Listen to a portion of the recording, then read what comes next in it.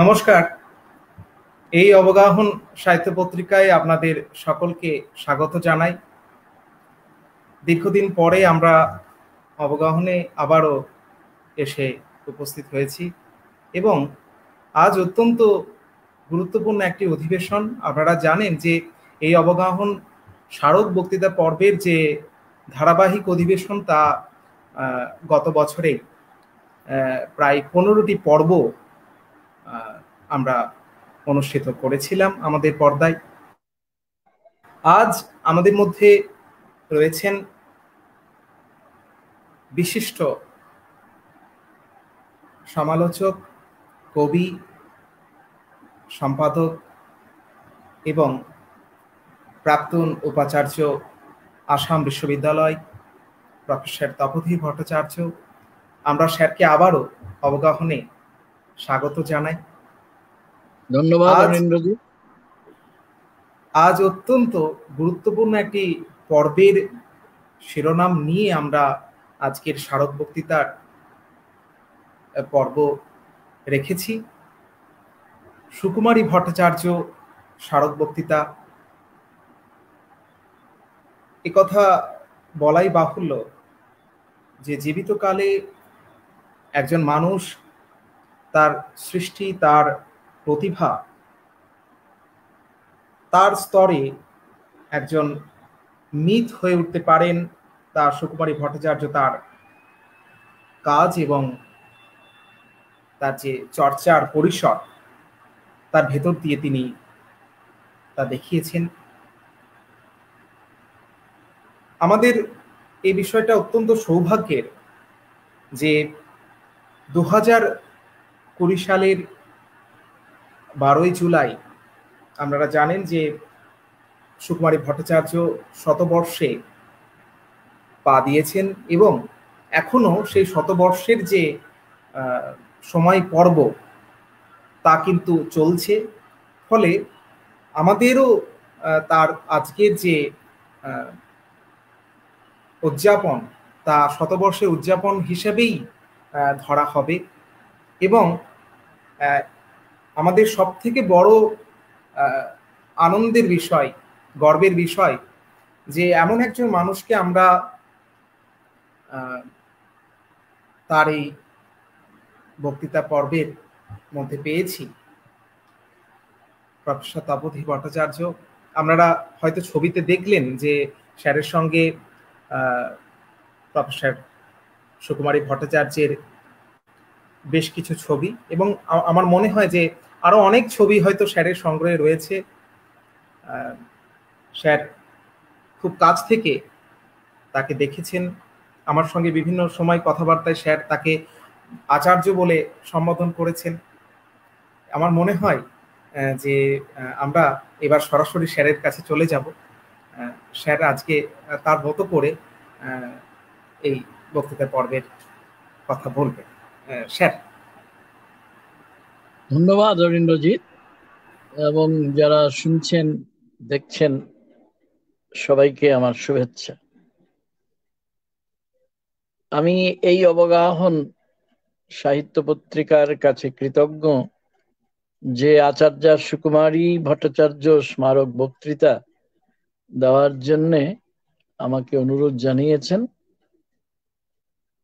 হ্যাঁ, অরিন্দ্রজিৎ ঠিকই বলেছে, আমি তাকে আচার্য বলেই সম্বোধন করি।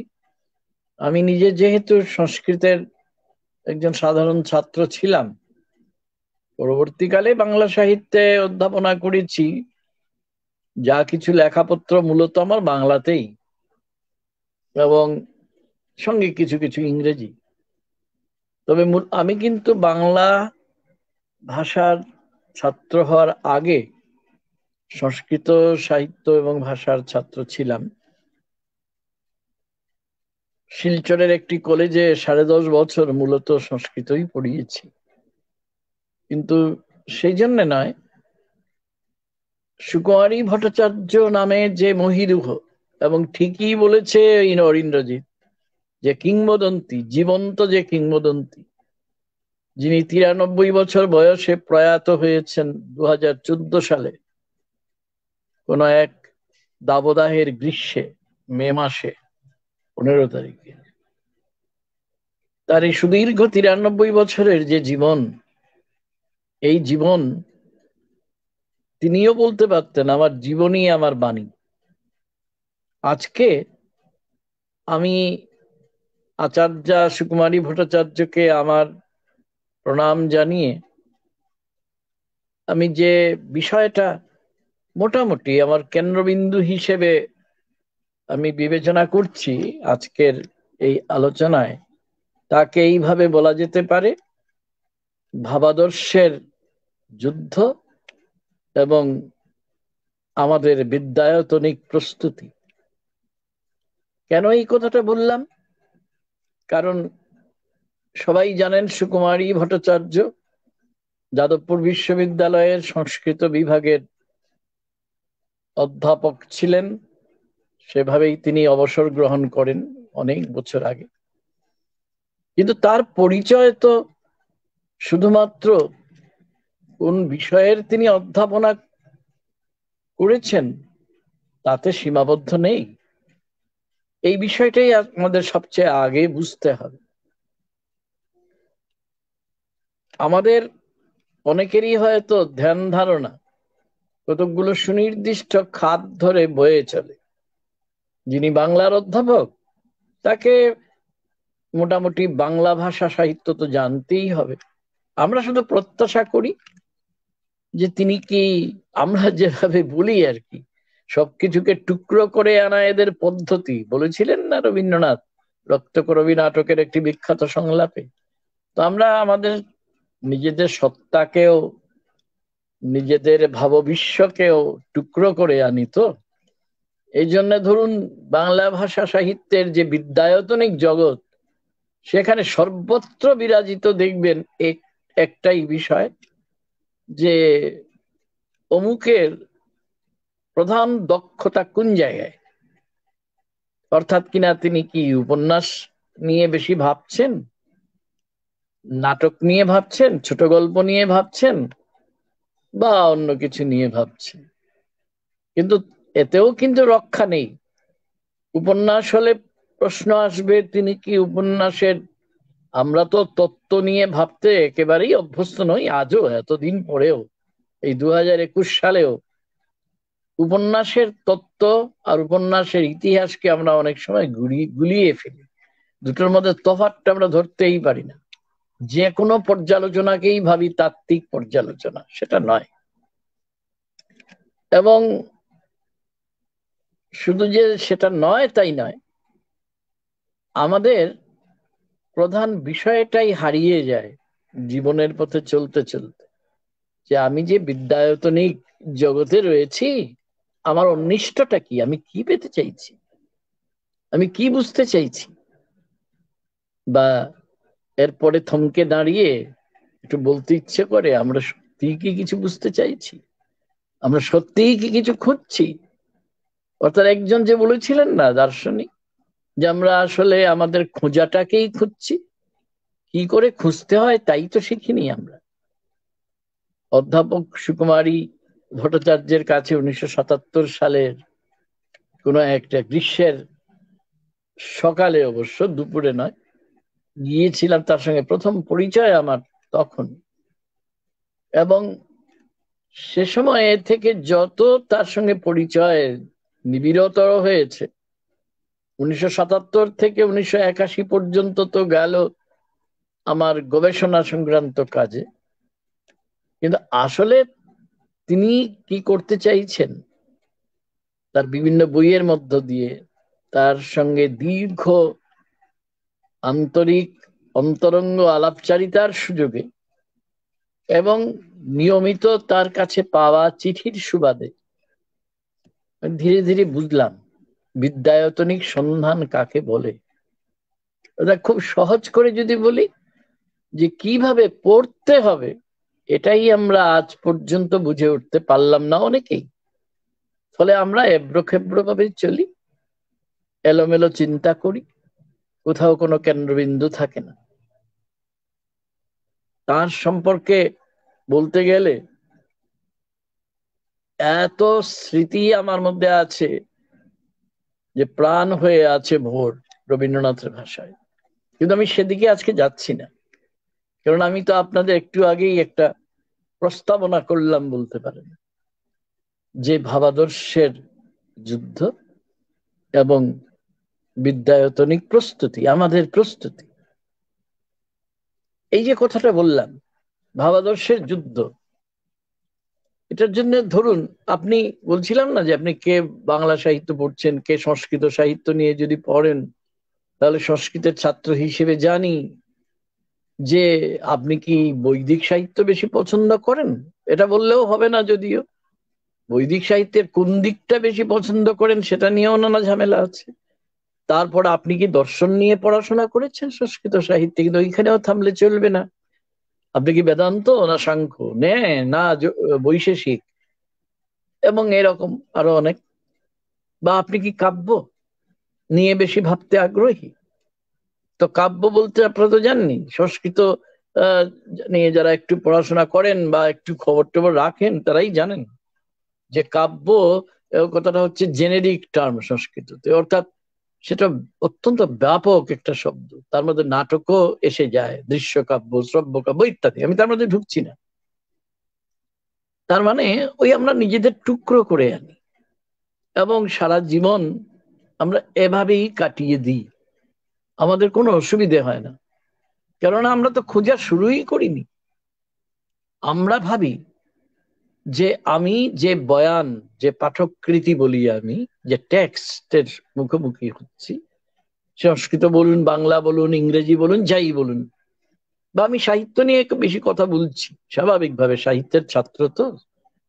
কিংবা ধরুন যারা সমাজতত্ত্বের নানা শাখা প্রশাখায় বিচরণ করেন, ইতিহাসের নানা শাখা প্রশাখায় বিচরণ করেন, তাদেরও আবার দেখার পদ্ধতি আলাদা। হ্যাঁ, দেখার পদ্ধতি তো আলাদা হবেই, সাহিত্য দেখার পদ্ধতি তো এক নয়। আমরা যে বয়ানের মুখোমুখি হই, তো লেখক যিনি, তিনি কেন সেটা লিখলেন, তার লেখার পেছনে উদ্দেশ্য কি, অভিপ্রায় কি। অভিপ্রায় শব্দটা ভালো। শঙ্খ ঘোষ, আপনারা জানেন, কবির অভিপ্রায় নামে একটা ছোট্ট কিন্তু অসম্ভব কাজের বই লিখেছিলেন। সবকিছুর পেছনে একটা অভিপ্রায় আছে। তো আমাদের বিদ্যায়তনিক জগতে যে বিদ্যায়তনিক চর্চা, একাডেমিক যে আমাদের পর্যালোচনা, আমাদের যে পাঠ, পুনঃপাঠ, তারও কি আর অভিপ্রায় নেই? যে সেই অভিপ্রায়টা নিয়েই তো লাগে যত গোল। অভিপ্রায় কি আমরা শনাক্ত করতে পারি না। সুকুমারী ভট্টাচার্য, আমি ছাত্র হিসেবে জানি, বা যারাই তার ছাত্র হিসেবে আছেন নানা জায়গায় ছড়িয়ে, কয়েকজন কৃতবিদ্য ব্যক্তিও আছেন যাদের নাম বললেই আপনারা চিনতে পারবেন, যে তারা অন্তত এই অভিপ্রায়ের দীক্ষাটাই পেয়েছেন বলে আমার ধারণা। আমি যেমন পেয়েছি তার কাছে। কি অভিপ্রায় সাহিত্য বিশ্লেষণের পেছনে? বা সাহিত্য বললে তো ওই যে বললাম, কিছুই বলা হলো না। সাহিত্যের একটা যে দিকই আমি বিবেচনা করি না কেন, আমি কিভাবে দেখছি, আর কিভাবে দেখছি যখনই বলবো, তখন বিদ্যায়তনিক জগতে থাকি আর যেখানেই থাকি, সাধারণভাবে সমাজেই থাকি, পরিবারেই থাকি, আসল কথাটা কি, আমার অবস্থানটা কি, আমার পজিশনটা কি, সেটাকে নির্ণয় করা। কেননা প্রত্যেকের অবস্থানের উপরই নির্ভর করছে তার সত্যবোধ কত দূর অবধি প্রসারিত হবে। আমরা কে কোন অবস্থানে আছি, সাংস্কৃতিক, সামাজিক, রাজনৈতিক, অর্থনৈতিক, ঐতিহাসিক এবং এছাড়াও পরিসরগত, অর্থাৎ কিনা ভৌগোলিক পরিসরগত অবস্থান অনুযায়ী অনেক সময় দৃষ্টিভঙ্গি নিয়ন্ত্রিত হয়। আর এই যে দৃষ্টিভঙ্গি, এই বললেও কিছু বলা হলো না, কিন্তু ওই ধাপে ধাপে এগুতে হয়। দিদি একটা কথা বলতে, আমি তাকে দিদি বলতাম, আচার্য সুকুমারী ভট্টাচার্যকে। দেখুন, তা প্রায়ই তার চিঠিতেও লিখতেন, এমনকি ব্যক্তিগত আলাপচারিতায় অনেক সময় যখন তার কাছে গিয়ে কিছুক্ষণ বসার সুযোগ আমার হতো, সেই সময়ে আমি দেখেছি কোনো না কোনো সময় তিনি এটা বলতেনই, স্থূনা নিখাত ন্যায় এগোবে। এটা একটা সংস্কৃত কথা, একটু ব্যাখ্যা করা দরকার এই জন্যে, কারণ আমি জানি আজকে যারা দেখছেন তারা তারা প্রায় অধিকাংশই বা সবাই মূলত বাংলা সাহিত্যের পথ ধরে আনাগোনা করা মানুষজন। সেই জন্যে এটা একেবারেই সংস্কৃত ন্যায় দর্শন থেকে তুলে আনা একটা পরিভাষা, সেটাকে একটু ব্যাখ্যা করা দরকার আছে। আমি মনে করুন আমরা একটা বাড়ি বানাচ্ছি, আজকাল যেমন হয় আরসিসি বিল্ডিং। তো আপনি যখন ভিতটা তো আগে তৈরি করেন, এবং দেখেছেন তো, যদি আপনি 4 তলা ভবন তৈরি করেন আরসিসি, তাহলে তার ভিতটা কত বড় হয়, কত তার একটা মাপ আছে, যেটা কিন্তু জানেন যারা স্থপতি, যারা তারা জানেন বেশি। আমরাও যারা দেখি, দেখার চেষ্টা করি, আমরাও দেখি, বুঝবার চেষ্টা করি। যত আপনি উপরে উঠবেন তত আপনার ভিতটা তত বেশি ব্যাপক হওয়া চাই। তো সেটা কতটা গভীরে যাবে সেটার উপর নির্ভর করে অনেক কিছু।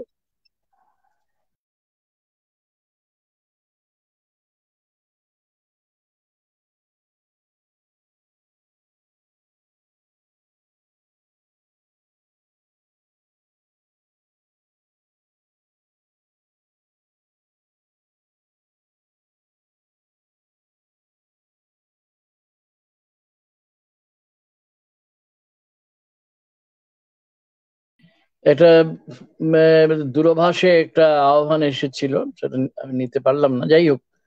কিন্তু এটা আমাদের আগের কথায় ফিরে যাচ্ছি, আপনাদের অসুবিধার জন্য দুঃখিত। তো সেটা হচ্ছে এই যে এটার মধ্যে বেশ একটা সংকেত আছে, দেখছেন তো। দিদির কাছে কিন্তু আমি এই পাঠটাও পেয়েছি যে আমরা যা দেখি, যা আমাদের অভিজ্ঞতার মধ্যে আসে, এটা শুধুমাত্রই একটা বিবরণ নয়, শুধুমাত্রই একটা ঘটনা নয়, সেটা একটা সংকেত। তো এটা যদি আমরা জীবনের প্রতিটি ক্ষেত্রে মনে রাখি, ভালোই হবে।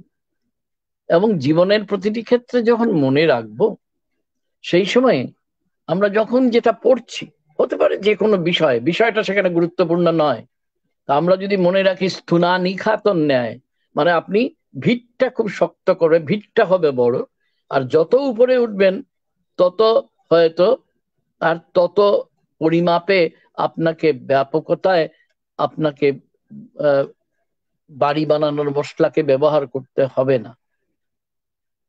এর বেশি ব্যাখ্যার দরকার নেই, আপনারা সবাই বুঝতে পারছেন। এবং এটা একটা সংকেত যে আমরা যদি জীবনের তাৎপর্য বুঝতে চাই, আমরা যদি সাহিত্যের বয়ানের তাৎপর্য বুঝতে চাই, সমাজতত্ত্বের ইতিহাসের যাই হোক যদি বুঝতে চাই, আমাকে ওই আমার ভিতটা খুব শক্ত করে এগোতে হবে।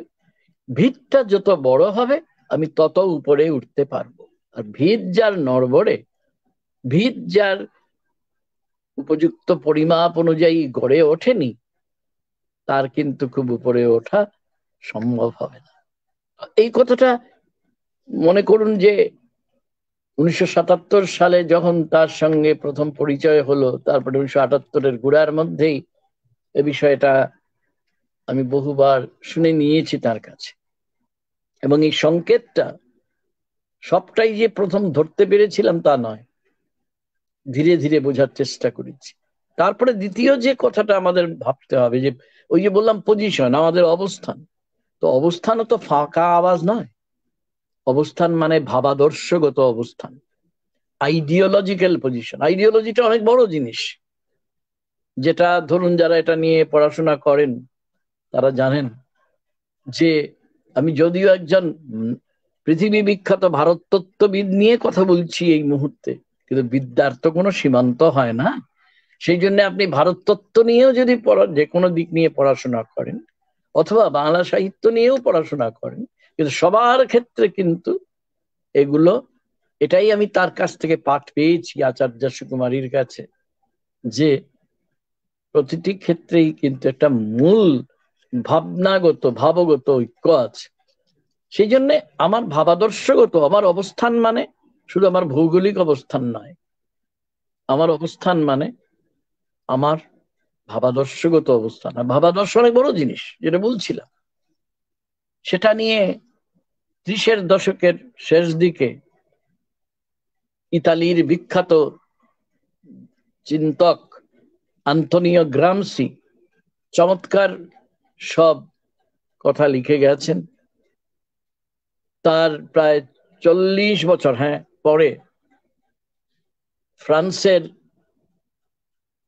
আরেক ধুরন্ধর তত্ত্ববিদ, তার নাম লুই আলতুজের, তিনি এই বিষয়টাকে আরো অনেক দূর প্রসারিত করেছেন। আইডিওলজি নিয়ে তার ভাবনা অত্যন্ত গুরুত্বপূর্ণ। এবং এই সঙ্গে প্রসঙ্গে বলে রাখি, যেটা গ্রামসির কাছ থেকে আমরা জেনেছি এবং দিদির কাজ লেখার মধ্যে আমি তার ব্যবহার পেয়েছি তার মতো করে। গ্রামসির ভাষায় ideological state apparatus, ISA, ideological state apparatus, অর্থাৎ রাষ্ট্রযন্ত্র কিন্তু ভাবাদর্শ দ্বারা চালিত। এখানে একটা শব্দ আমি ব্যবহার করব, যে যে ভাবাদর্শ আমাদের উপর চেপে বসে নানাভাবে খবরের কাগজের মধ্য দিয়ে দিন দিন এবং দিনে রাত্রে মিথ্যা উগরে দেওয়া যে তথাকথিত ইলেকট্রনিক মিডিয়া, তার মাধ্যমে এবং আরো নানা মাধ্যম আছে, এটা কিন্তু রাষ্ট্রযন্ত্রেরই নানা অঙ্গ। সেটা এখন স্পষ্ট হচ্ছে। আপনি দিদির বই যদি ভালো করে পড়েন, বিভিন্ন বই, তাহলে দেখবেন যে অতি প্রাচীন কালেও এর মূল সূত্রটা কিন্তু সমর্থিত হচ্ছে বিভিন্ন রচনায়। ওই জিনিসগুলো আমাদের একটু মাথায় রাখতে হবে। কারণ আমরা যারা পড়তে চাই, যদি পড়া আমরা সত্যি শেখা অভ্যাস করি, তাহলে আমাদের এই বিষয়গুলো আগে একটু বুঝে নিতে হয়। তো এইবার সুকুমারী ভট্টাচার্যের বিখ্যাত যে রচনা বলি, আপনারা জানেন যে গাংচিলের কল্যাণে, তার ইংরেজি নয় কিন্তু বাংলা যে লেখাগুলো, এটা 5 খণ্ডে বেরিয়েছে। যারা কেউ কেউ হয়তো আপনারা সংগ্রহ করে থাকবেন, এগুলো পড়া আবশ্যিক, অত্যন্ত জরুরি।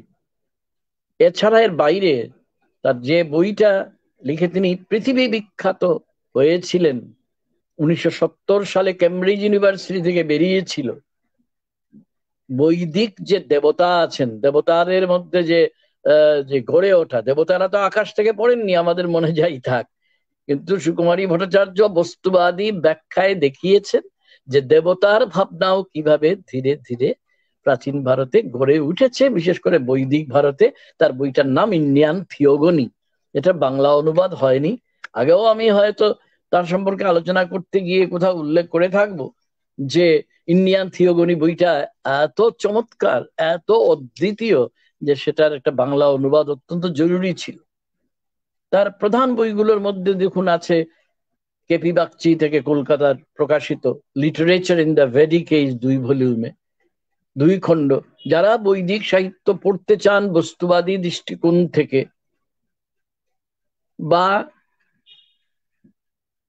ঠিক করে নিতে চান, যেটা আমি শুরুতে বলেছি যে বিদ্যায়তনিক পাঠ, বিদ্যায়তনিক পর্যালোচনা কিরকম হওয়া উচিত, এর যদি একটা ধারণা করে নিতে চান, তাহলে আপনাকে ইন্ডিয়ান থিওগনি একটু কষ্ট করে পড়ে নিতে হবে। তার ইংরেজি অত্যন্ত সাধু ইংরেজি, রম্য গদ্য যাকে বলা যায়, ভালো লাগবে পড়তে। লিটারেচার ইন দ্য ভেডিক এই ঠাসা নানা ধরনের তত্ত্বে এবং তথ্যে, এই তত্ত্ব এবং তথ্যের এই যে যুগলবন্দি, এটাও তো শেখার ব্যাপার আমাদের। বিদ্যায়তনিক পাঠ তো অত চারটিখানি কথা নয়। এটার জন্য তো এই জন্য প্রস্তুতি শব্দটা আমি ব্যবহার করেছিলাম। দীর্ঘ প্রস্তুতি না থাকলে এগুলো হয় না। দিদির বইয়ের মুখোমুখি হলে তার পাদটিকাগুলো দেখলে, বা তার এখানে পাদটিকা ততটা নেই তার যে সমস্ত বইতে, এমনও তো লিখেছেন তিনি বই, এটা সমাজের প্রয়োজনে তাকে লিখতে হয়েছে। কিন্তু সেই এগুলো যদি একটু লক্ষ্য করেন, তাহলে দেখবেন লিটারেচার বেদিকেই বাংলা এটা বঙ্গানুবাদ হয়ে, সংক্ষেপিত বঙ্গানুবাদ হয়ে বেরিয়েছিল। এই বাংলা অনুবাদ করার সঙ্গে আমার খানিকটা সম্পর্ক ছিল, যেটা পশ্চিমবঙ্গ রাজ্য পুস্তক পর্ষদ থেকে বেরিয়েছে, ইতিহাসের আলোকে বৈদিক সাহিত্য। এই বইটাও আমাদের পড়া দরকার। তার মৃচ্ছকটিক নাটকের সংস্কৃত থেকে, বুঝতেই পারছেন, শূদ্রক থেকে বাংলায় অনুবাদ তিনি করেছিলেন। এবং সেই অনুবাদের ভিত্তিতে, এটা বেশ কিছু বছর আগের কথা, আমি দিদির সঙ্গে গিয়ে একাডেমি অফ ফাইন আর্টসে নাটকটা দেখেছিলাম। এটা তার একটা বড় কাজ। আর যার জন্যে তিনি আনন্দ পুরস্কার পেয়েছিলেন, এটা ইম্পর্টেন্ট না, পুরস্কার পাওয়া বা না পাওয়াতে তার কিচ্ছু আসে যায় না। তো তিনি যে বইটা লিখেছিলেন প্রাচীন ভারত সমাজ ও সাহিত্য, সেটাও আমাদের ভীষণভাবেই পড়া দরকার।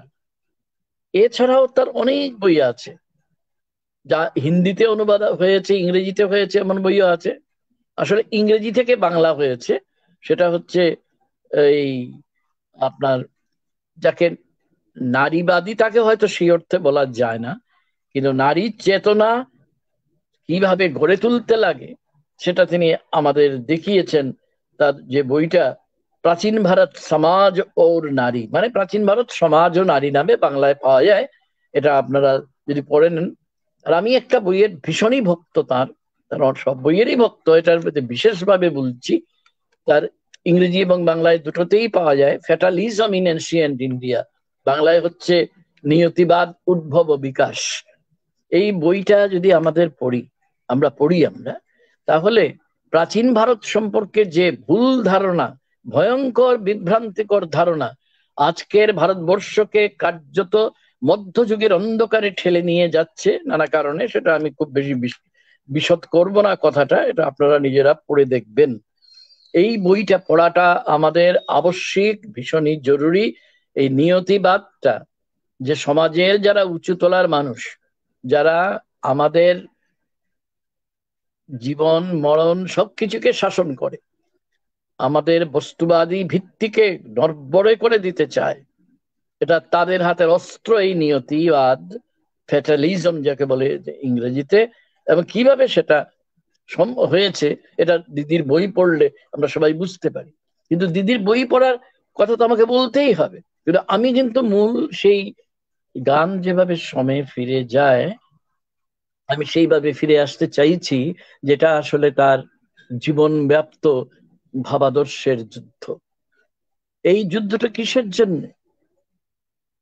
এমন একটা পৃথিবী গড়ে তুলতে চান তিনি, শুধুমাত্র ভারত নামে দেশটা নয়, যা আমাদের সমস্ত অন্ধকার থেকে, সমস্ত আঁধি থেকে মুক্ত করবে।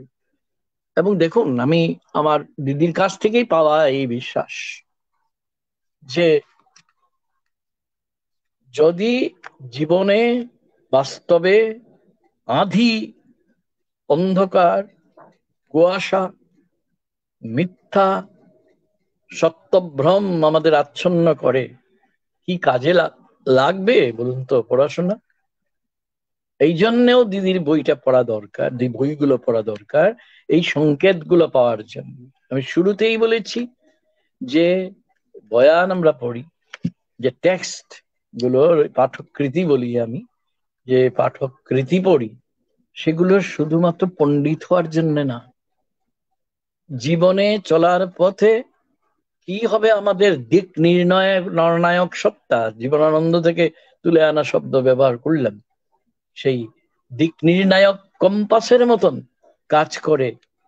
কেননা সেটা আমাদের শেখায়, শুধুমাত্র বইয়ের মধ্যে আবদ্ধ না থেকে, বই থেকে পাওয়া যে বোধ, এই বোধটাই হচ্ছে সবচেয়ে গুরুত্বপূর্ণ। সেই বোধের সাহায্যে, বোধে নিজেদের উদ্দীপিত করা প্রথমত, তারপর সেই বোধের সাহায্যে আমাদের যে পৃথিবীটা আমাদের চোখের সামনে ধ্বস্ত হয়ে যাচ্ছে, নষ্ট হয়ে যাচ্ছে, ধ্বংস হয়ে যেতে বসেছে, তার প্রতিকার করার জন্য যথাসম্ভব সচেষ্ট হওয়া। দিদির বই কিন্তু নিশ্চেষ্ট হয়ে পড়ার জন্য না। ভাবাদর্শের যুদ্ধ বাড়ির ড্রয়িং রুমে বসে হয় না। ভাবাদর্শের যুদ্ধ পরিচালনা করতে হলে প্রয়োজন বোধে অত্যাচারের বিরুদ্ধে, ভয়ঙ্কর আগ্রাসনের বিরুদ্ধে, সে যত ধরনের আগ্রাসন হতে পারে, কত ধরনের হতে পারে, তার খানিকটা আভাস আজকের পৃথিবীতে আমরা দেখছি, আজকের ভারতবর্ষে আমরা দেখছি। তাহলে আমাকে আমার পড়ার টেবিল ছেড়ে মাঝে মাঝে জনারণ্যে গিয়েও দাঁড়াতে হবে। এটাও দিদির কাছ থেকেই পাওয়া শিক্ষা।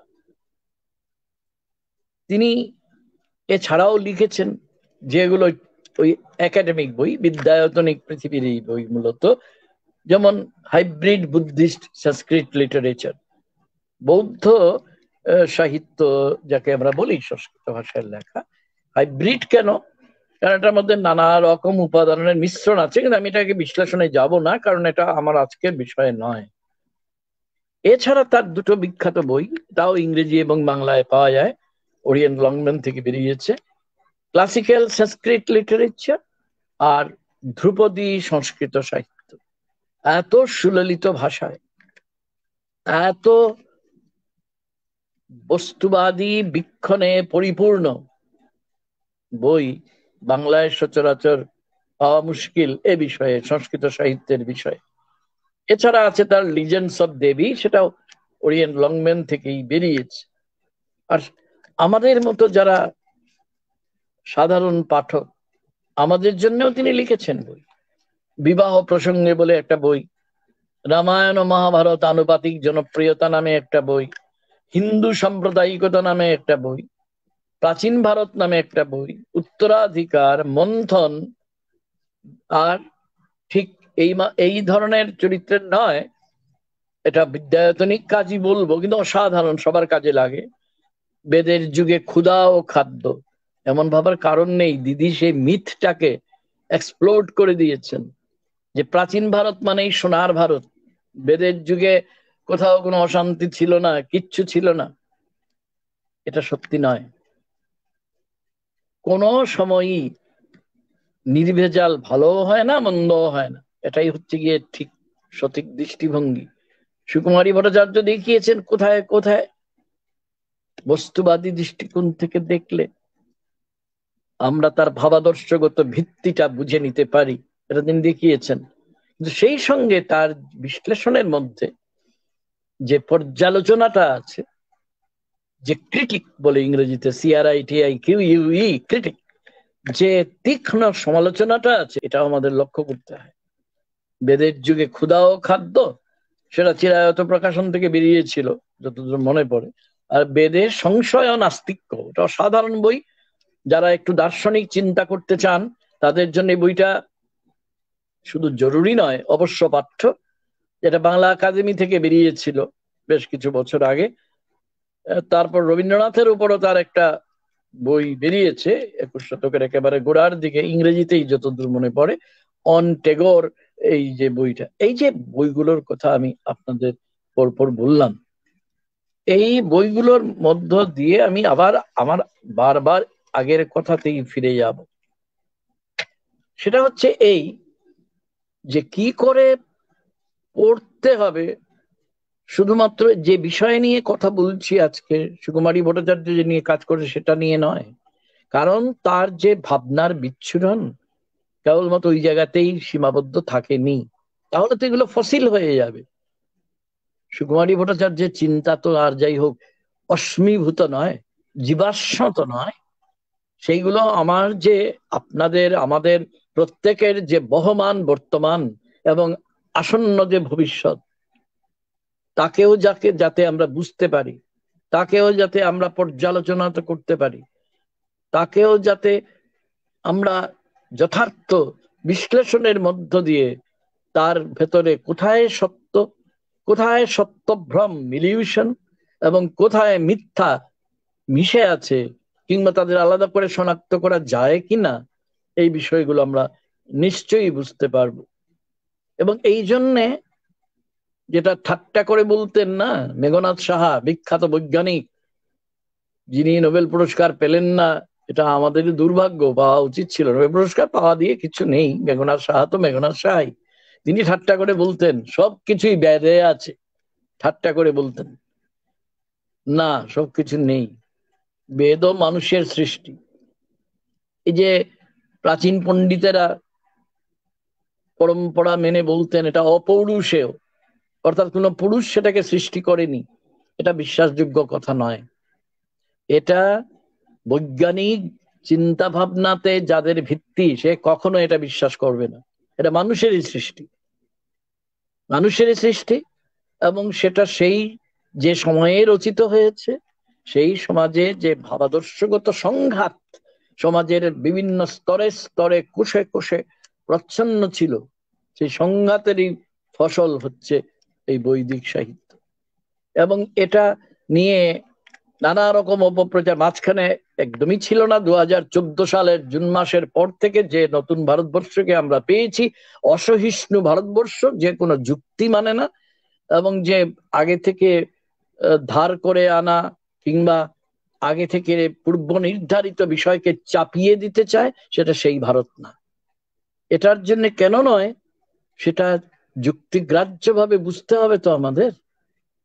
এবং বুঝতে গেলেই ওই আসবে এই প্রশ্নটা যে ভাবাদর্শ যেমন সত্য, আইডিওলজি যেমন সত্য, আইডিওলজিকে বিভ্রান্ত করার জন্য ওই যারা শাসক গোষ্ঠী যুগে যুগে ছিল, যুগে যুগে থাকবে, তারা যে প্রতিভাবাদর্শ বলি আমি বাংলায়, কাউন্টার আইডিওলজি যেটা তৈরি করে আমাদের বিভ্রান্ত করে, যেটা এখন প্রতি মুহূর্তে করছে, প্রতি মুহূর্তে বিশেষ করে বৈদ্যুতিন গণমাধ্যমের ভয়ঙ্কর দৌরাত্মের দিনে যারা কোটি কোটি টাকায় যাদের কেনা যায় বেচা যায় ভেড়ার পালের মতো, তারা যেটা করছে, সুকুমারী ভট্টাচার্য যদি আজ জীবিত থাকতেন তিনি কি বলতেন আমি জানি না। এটা হচ্ছে প্রতিভাবাদর্শের মন্থন চলেছে। মন্থন নামে দিদির একটা বই আছে, মনে পড়লো, মনে বলতে ভুলে গেছি। তো সেটা এই যে বৈদিক যুগ, অর্থাৎ আমাদের ভারতবর্ষ, প্রাচীন যে ভারতবর্ষ, অবিভক্ত যে ভারতবর্ষ, সেই ভারতবর্ষে খ্রিস্টপূর্ব 1500 অব্দে বৈদিক আর্যরা যারা পশুপালন করত, কৃষিটা কাকে বলে জানতো না, তারা লোহার ব্যবহার জানতো না, যখন তারা এসে ওই ইরানের দিক থেকে এসে ঢুকেছিল আমাদের প্রাচীন যে ভারতবর্ষ, যেটার মধ্যে আজকে পাকিস্তান আফগানিস্তানের বেশ কিছু অংশ হয়তো ঢুকে যাবে, তো সেইখানে এসে ঢুকেছিল।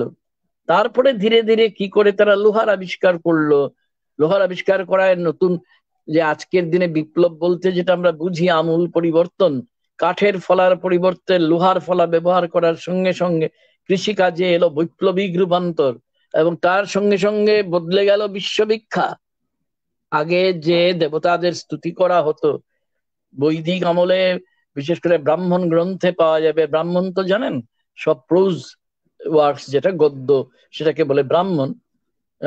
তো এইটাই সংহিতা এবং ব্রাহ্মণ মূলত দুটো ভাগ তো বেদের, প্রতিটি বেদেরই দুটো ভাগ আছে, কোনোটায় ব্রাহ্মণ আছে, যেমন অথর্ব বেদে নেই, এরকম আর। তো এই সংহিতা এবং ব্রাহ্মণ যখন পরপর রচিত হচ্ছে, এটা মোটামুটি ধরতে পারেন খ্রিস্টপূর্ব 1200 থেকে খ্রিস্টপূর্ব 900 বা মেরে কেটে 800 অব্দ পর্যন্ত যে সময়টা, এই সময়টার মধ্যে ঋগ্বেদের প্রধান অংশগুলো রচিত হয়ে গিয়েছিল। তারপরেও হয়েছে খানিকটা, যেমন দশম মন্ডল, প্রথম মন্ডলের কিছু অংশ। মন্ডল মানে কি এটা বলিনি আমি। আসলে ঋগ্বেদকে 10টা মন্ডলে ভাগ করা যায়, অর্থাৎ অধ্যায় বললে একটু অসুবিধা হবে, কারণ অধ্যায় আবার একটা ডিভিশন আছে। ডিভিশনই বলুন ইংরেজিতে, ইংরেজি বলা আমার ইচ্ছে করে না, বাংলা কথা বলছি যখন, কিন্তু বুঝাবার জন্য বললাম আর কি। 10টা মন্ডল আছে, তার মধ্যে দ্বিতীয় থেকে নবম মন্ডল পর্যন্ত পুরোটাই হচ্ছে গিয়ে একটু প্রাচীনতর, প্রথম মন্ডলের কিছু অংশ এবং দশম মন্ডলের পুরোটাই হচ্ছে ওই পরবর্তী, অর্থাৎ বৈদিক যুগের যেটা পরবর্তী অধ্যায় সেই সময়ে রচিত। তো এই যে কথাগুলো, তার মানে হচ্ছে কি, আমরা সাধারণত জানি আজকের দিনের কথা ভাবি, যদি 25 বছর 30 বছরে পাল্টে যায় দৃষ্টিভঙ্গি। আজকালকার বাচ্চাদের দেখলে বোঝা যায় যে না, আরো দ্রুত পাল্টাচ্ছে, 10-15 বছরে বদলে যাচ্ছে প্রজন্মের চিন্তা। তখন হয়তো স্থবির সময়, না হয় 50 বছরেই বদলাতো, আচ্ছা না হয় 100 বছরেই বদলাতো। তার মানে আমরা যদি খ্রিস্টপূর্ব 1200 থেকে খ্রিস্টপূর্ব 800, প্রায় 450-500 বছর হলো, এই সময়ে 4-5 বার অন্তত পরিবর্তিত হয়েছে বিশ্ববিখ্যাত।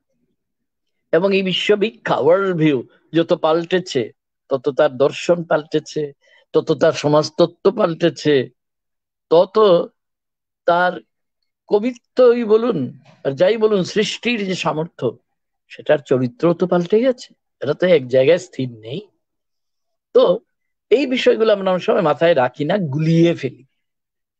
সুকুমারী ভট্টাচার্য বই যদি আমরা পড়ি, একটু ধৈর্য ধরে পড়তে হবে, অনেক সময় লাগবে, এবং কোনো কোনো বই আছে আপনাকে একাধিকবার পড়তেই হবে, উপায় নেই, কারণ না পড়লে হয়তো ভুলে যাওয়া যাবে তিনি কি বলছেন।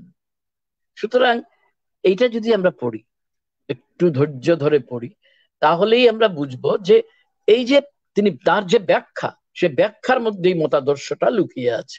আমাদের কাজ হচ্ছে গিয়ে ওই যেভাবে দুধ থেকে ক্ষীর বের করে, ঠিক তেমনি করে আমরা তার ওই মতাদর্শের যে ক্ষীরটাকে সেটাকে বের করবো, কারণ ওইটাই হবে আমাদের ভিত্তি, যে আজকের দিনে দাঁড়িয়ে আমরা যে দিনটা ফিরে ফেলে এসেছি সেই দিনের ব্যাখ্যা করে।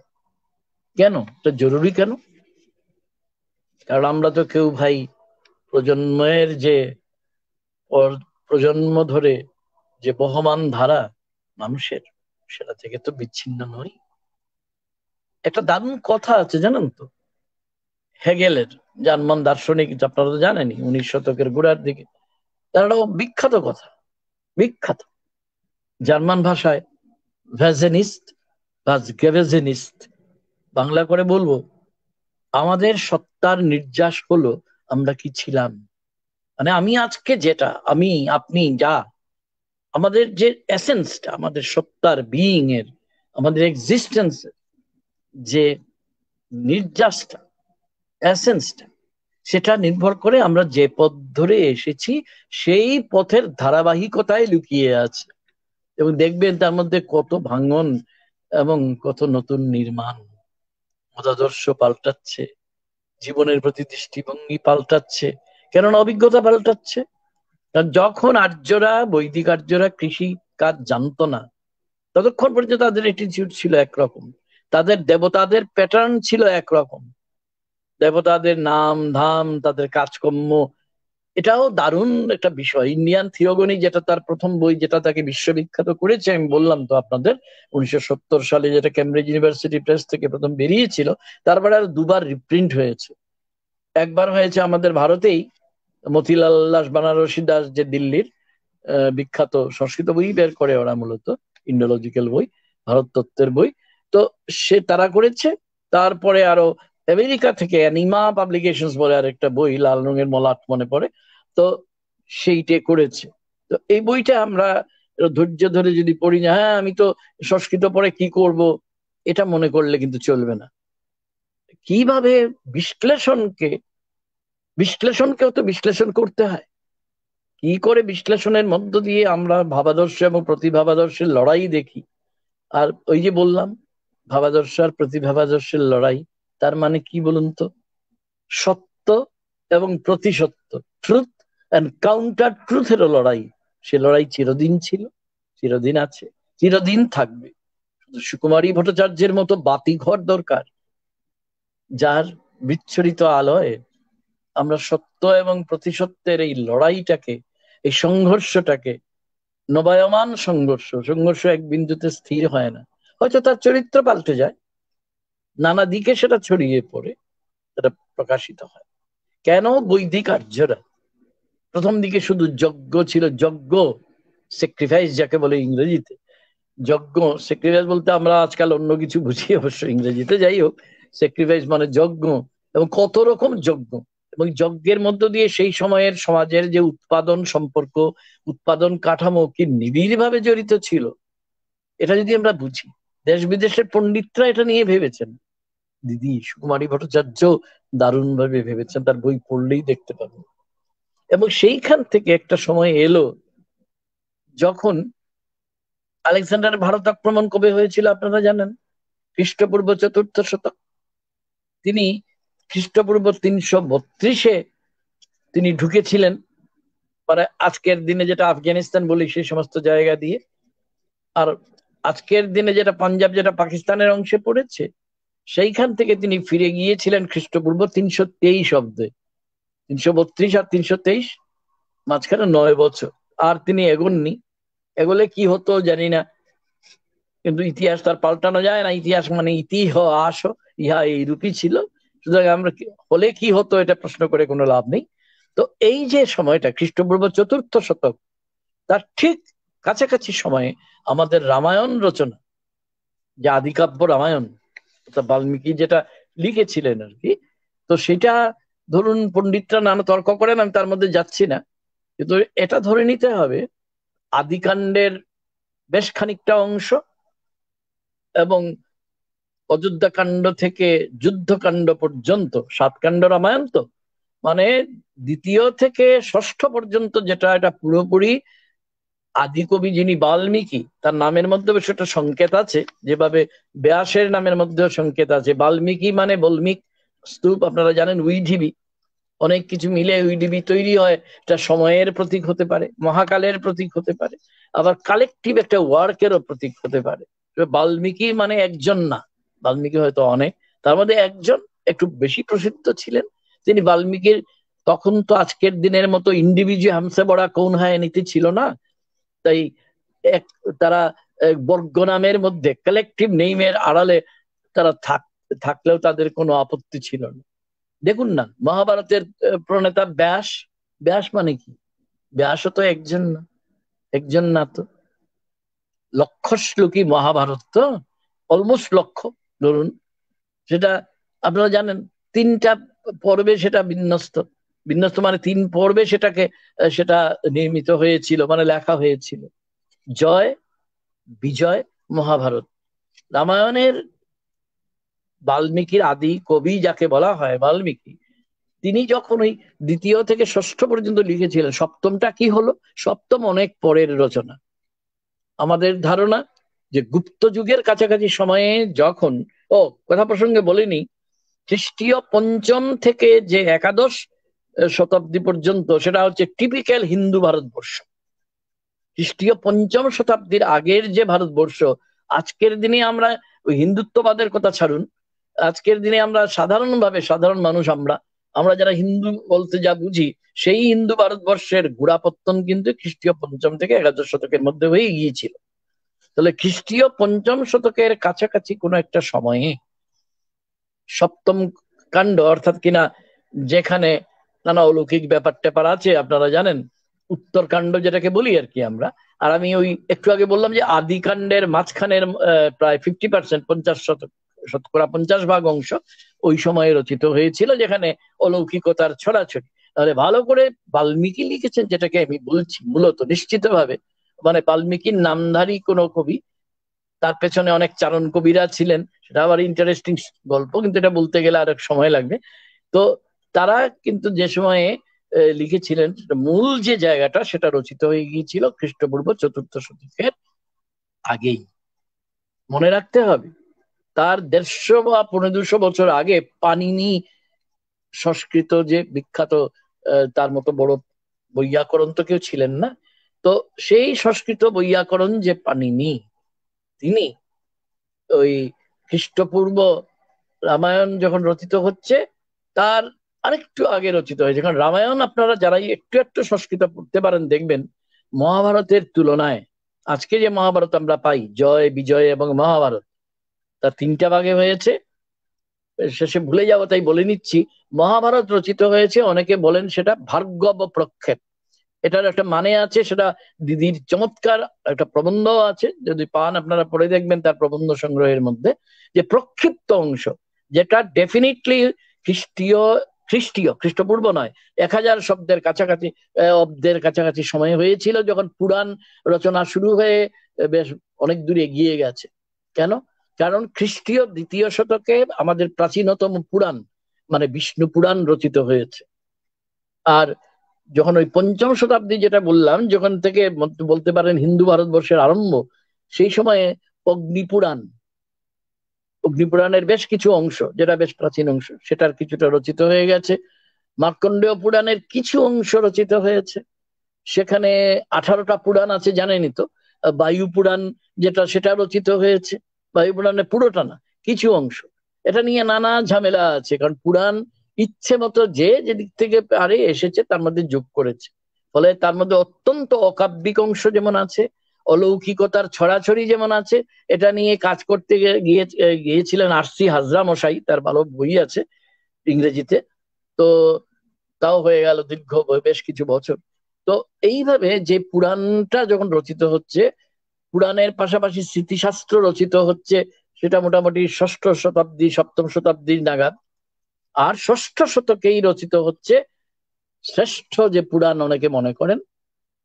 সপ্তম শতাব্দীর গুড়ার মধ্যে, অর্থাৎ যখন মনে রাখবেন হর্ষবর্ধন কিন্তু তখন রাজত্ব করছেন 606 খ্রিস্টাব্দ, তো জানেনি ইতিহাস, আমরা এইটুকু জানি যে হর্ষবর্ধনের সময় আমাদের বাংলায় তখন শশাঙ্কের সময় ইত্যাদি। তো এই সময়টায় ভাগবত যেটা শ্রেষ্ঠ 12 খণ্ডে স্কন্ধে রচিত যে ভাগবত, যেটার মধ্যে কৃষ্ণের মহিমা প্রকীর্তিত হয়েছে, তাহলে কৃষ্ণের মহিমা যখন সম্পূর্ণ প্রতিষ্ঠিত, তার আগে ভাগবত পুরাণ রচিত হতে পারে না। তার মানে খ্রিস্টীয় পঞ্চম শতাব্দীর মধ্যেই বিষ্ণুর মহিমা, বিষ্ণু এবং কৃষ্ণ আবার আলাদা জিনিস, সেটা একাকার হয়ে গেছে। এইগুলো আপনি সবই দেখতে পাবেন যদি ইন্ডিয়ান থিওগনি বইটা পড়েন। এছাড়া অন্যত্র তার বিভিন্ন উল্লেখ আছে এই সম্পর্কে। যাই হোক, আমি এক কথা থেকে অনেক কথায় চলে এলাম। তাহলে জয়, বিজয় এবং মহাভারতের মধ্য দিয়ে যে মহাভারত আজকে আমরা পাই, তার তুলনায় রামায়ণ কিন্তু, যেটা আমি বলতে চাইছিলাম, যে কাব্যগুণে অসাধারণ। এটা কালিদাস তার বাল্মীকির কাছে ঋণী, ব্যাসের কাছে নন। তো এই যে জিনিসটা কোন সময় হতে পারে? পানিনি কি করেছেন অষ্টাধ্যায়ী বইতে, তার বিখ্যাত ব্যাকরণ বইতে, এর আগে পর্যন্ত বৈদিক সংস্কৃত ছিল। এটা অনেক ঠিক, আমরা যেটাকে ধ্রুপদী সংস্কৃত বলি, অর্থাৎ পানিনির পরবর্তী সংস্কৃত, সেটা কিন্তু সেই সংস্কৃত নয়। এটা অনেক কঠিন। সংস্কৃত জানলেও বৈদিক সংস্কৃত জানা যাবে না যদি ভালো করে পড়াশোনা না করা যায়, এটা নিয়ে চর্চা না করা যায়। যাই হোক, তো পানিনি যখন অষ্টাধ্যায়ী লিখলেন, সংস্কৃত ভাষাটা ব্যাকরণ শাসিত হলো একমাত্র তারপরেই। অন্তত 100 বছর গেছে এটা শাসিত হয়ে, সেটা একটা নর্মস হিসেবে তৈরি হতে। তার আগে তো বাল্মীকি নামে যেই আড়ালে যেই লিখে থাকুন, আর ব্যাস মানে বিন্যাস করেন যিনি, একজন না, অজস্র। কারণ এই ধরুন, রামায়ণ যখন রচিত হচ্ছে তখন মহাভারতের যেটা যেটা আমি আদি অংশ বলছি, অর্থাৎ জয়, যেটার মধ্যে 24,000-এর বেশি শ্লোক ছিল না। রামায়ণ তো সবটা নিয়ে 24,000, তার মানে গোটা রামায়ণটার এটাই প্রায় জয় কাব্য ছিল। তার নামই ছিল জয় কাব্য। এটা পরবর্তীকালে অনেকে মহাভারত বলতে জয় কাব্য মনে করেন, তো সেটা আলাদা কথা, সেটা অনেক আলোচনার বিষয়, সেটা মধ্যে আমি যাচ্ছি না। আমার কথা অন্য জায়গায়। এই সময়ে আমি যেটা বলতে চাইছি, আবার আগের কথায় ফিরে যাই। তাহলে ততদিনে আমাদের সেই যে প্রাচীন ভারতবর্ষ, খ্রিস্টপূর্ব যুগের ভারতবর্ষ, সেও কত ভাবে পাল্টে গেছে ভাবুন তো। দিগ্বিজয়ী আলেকজান্ডার ফিরে গেলেন ব্যর্থ মনোরথ হয়ে, এবং তারপরেই তো চন্দ্রগুপ্ত মৌর্যের আবির্ভাব, মৌর্য বংশ ইত্যাদি। এবং মনে রাখতে হবে আরেকজন মানুষ যার নাম আমি এখনো উচ্চারণ করিনি, পানিনির কাছাকাছি সময়েই তো গৌতম বুদ্ধের আবির্ভাব হয়েছিল। তার মানে ব্রাহ্মণ্য ধর্ম বলতে আমরা আজকে যেটা বুঝি, তার বিরুদ্ধে একটা প্রটেস্ট, একটা প্রতিবাদ। অর্থাৎ ব্রাহ্মণ্য ধর্ম যে ভাবাদর্শের পক্ষপাতী, তার উল্টো, তার প্রতিভাবাদর্শ, যেটা সাধারণ মানুষের পক্ষে দাঁড়াবার চেষ্টা করেছে, নানা সীমাবদ্ধতা সত্ত্বেও মেয়েদের কথা বলবার চেষ্টা করেছে, মেয়েদের গুরুত্ব দিয়েছে, সেই বৌদ্ধ ধর্ম প্রবর্তক মহাভারত। এই মহাভারত যখন আদি অংশটা আছে, তার আরেকটু আগেই হয়তো গৌতম বুদ্ধ এসে গেছে। গৌতম বুদ্ধের আপনারা জানেন তার মোটামুটি সময় আমরা এখন ধরে নিতে পারি, ফলে এটা পানিনিরও একটু আগের সময় বলে আমরা সবাই বিবেচনা করি।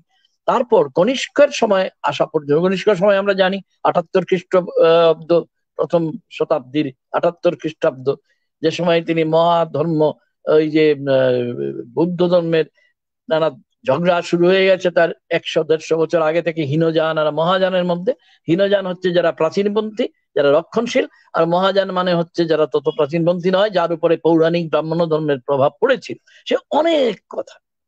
তারপর আমি যে বলছি কত সহজে বলে যাচ্ছি, অমুক জিনিসটার উপর তমুক জিনিসের প্রভাব, কিন্তু এইভাবে ধরলে তো চলবে না। দিদির বই পড়লে আপনারা দেখতে পাবেন যে কোনো মতাদর্শ যখন তৈরি হচ্ছে, তার মানে সমাজের ভেতরে একটা প্রতিবাদের কারণ পুঞ্জীভূত হয়েছিল। গৌতম বুদ্ধ মহামানব, এইসব আলোচনা করলে তো হবে না। গৌতম বুদ্ধ সমাজের যে, এবং জানেন তো তিনি আমাদের বাংলা থেকে খুব দূরে না, ইস্টার্ন ইন্ডিয়ার কাছাকাছি জায়গাতেই, নেপালের পাদদেশে কপিলাবাস্তু, কপিলাবাস্তুতে আমি গেছি, এটা এখন নেপালে পড়ে আছে। ওই সমস্ত জায়গায় শাক্য বংশের, লিচ্ছবি বংশের রাজত্ব ছিল। এর কাছাকাছি জায়গাতেই কিন্তু মহাবীর, জৈন ধর্মের যিনি উদ্গাতা, তারও আবির্ভাব ওই সময়ে। তার মানে ইস্টার্ন ইন্ডিয়া বলতে পারেন, বৃহত্তর বাংলাই কিন্তু বুদ্ধদেবকেও দিয়েছে, মহাবীরকেও দিয়েছে। যদিও মজা এই যে বৌদ্ধ ধর্ম এবং জৈন ধর্ম কোনোটাই আজকে আমাদের বাংলায় বৃহত্তর বাংলা যেটাকে যদি বলি আমরা আজকের বাংলাদেশকে নিয়ে, তাহলে সেইখানে কিন্তু আজকে তার প্রতিপত্তি নেই। কেন নেই? তাও হচ্ছে ওই ভাবাদর্শ, প্রতিভাবাদর্শ।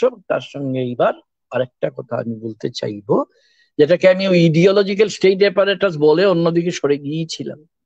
সেটা হচ্ছে যে আমাদের সমাজকে শাসন করছে, আমরা যেটাকে আজকে ভুলভাবে রাষ্ট্র বলি। তখন তো রাষ্ট্রের ধারণা ছিল না, ছোট ছোট ছোট ছোট গোষ্ঠী ছিল, তারা নিজেদের মধ্যে ঢিলে ঢালা অর্থে আপনি বলতে পারেন তারা ছিল রাজা। তো সে যাই হোক, তো তাদের মধ্যে নানা সংঘর্ষ চলতো। এই সংঘর্ষটা যে সবসময় ভাবাদর্শের কারণে হয়েছে তা তো না। জমি লুট করব, মেয়েদের লুট করব, সম্পদ লুণ্ঠন করব, এটা নিয়ে। আর রাজাকে মহিমান্বিত করার জন্য ব্রাহ্মণরা এক পায়ে খাড়া থাকতো এবং তারা তাদের গুণগান করত। তাদের গুণগান করার জন্য নানা কিছু তারা রচনা করত এবং বেশ কয়েক শতাব্দী চলে গেলে পরে আমরা ভাবতাম এগুলো তো ঈশ্বরের ইচ্ছা, এগুলো অলৌকিকতা। এইটা বিচার না।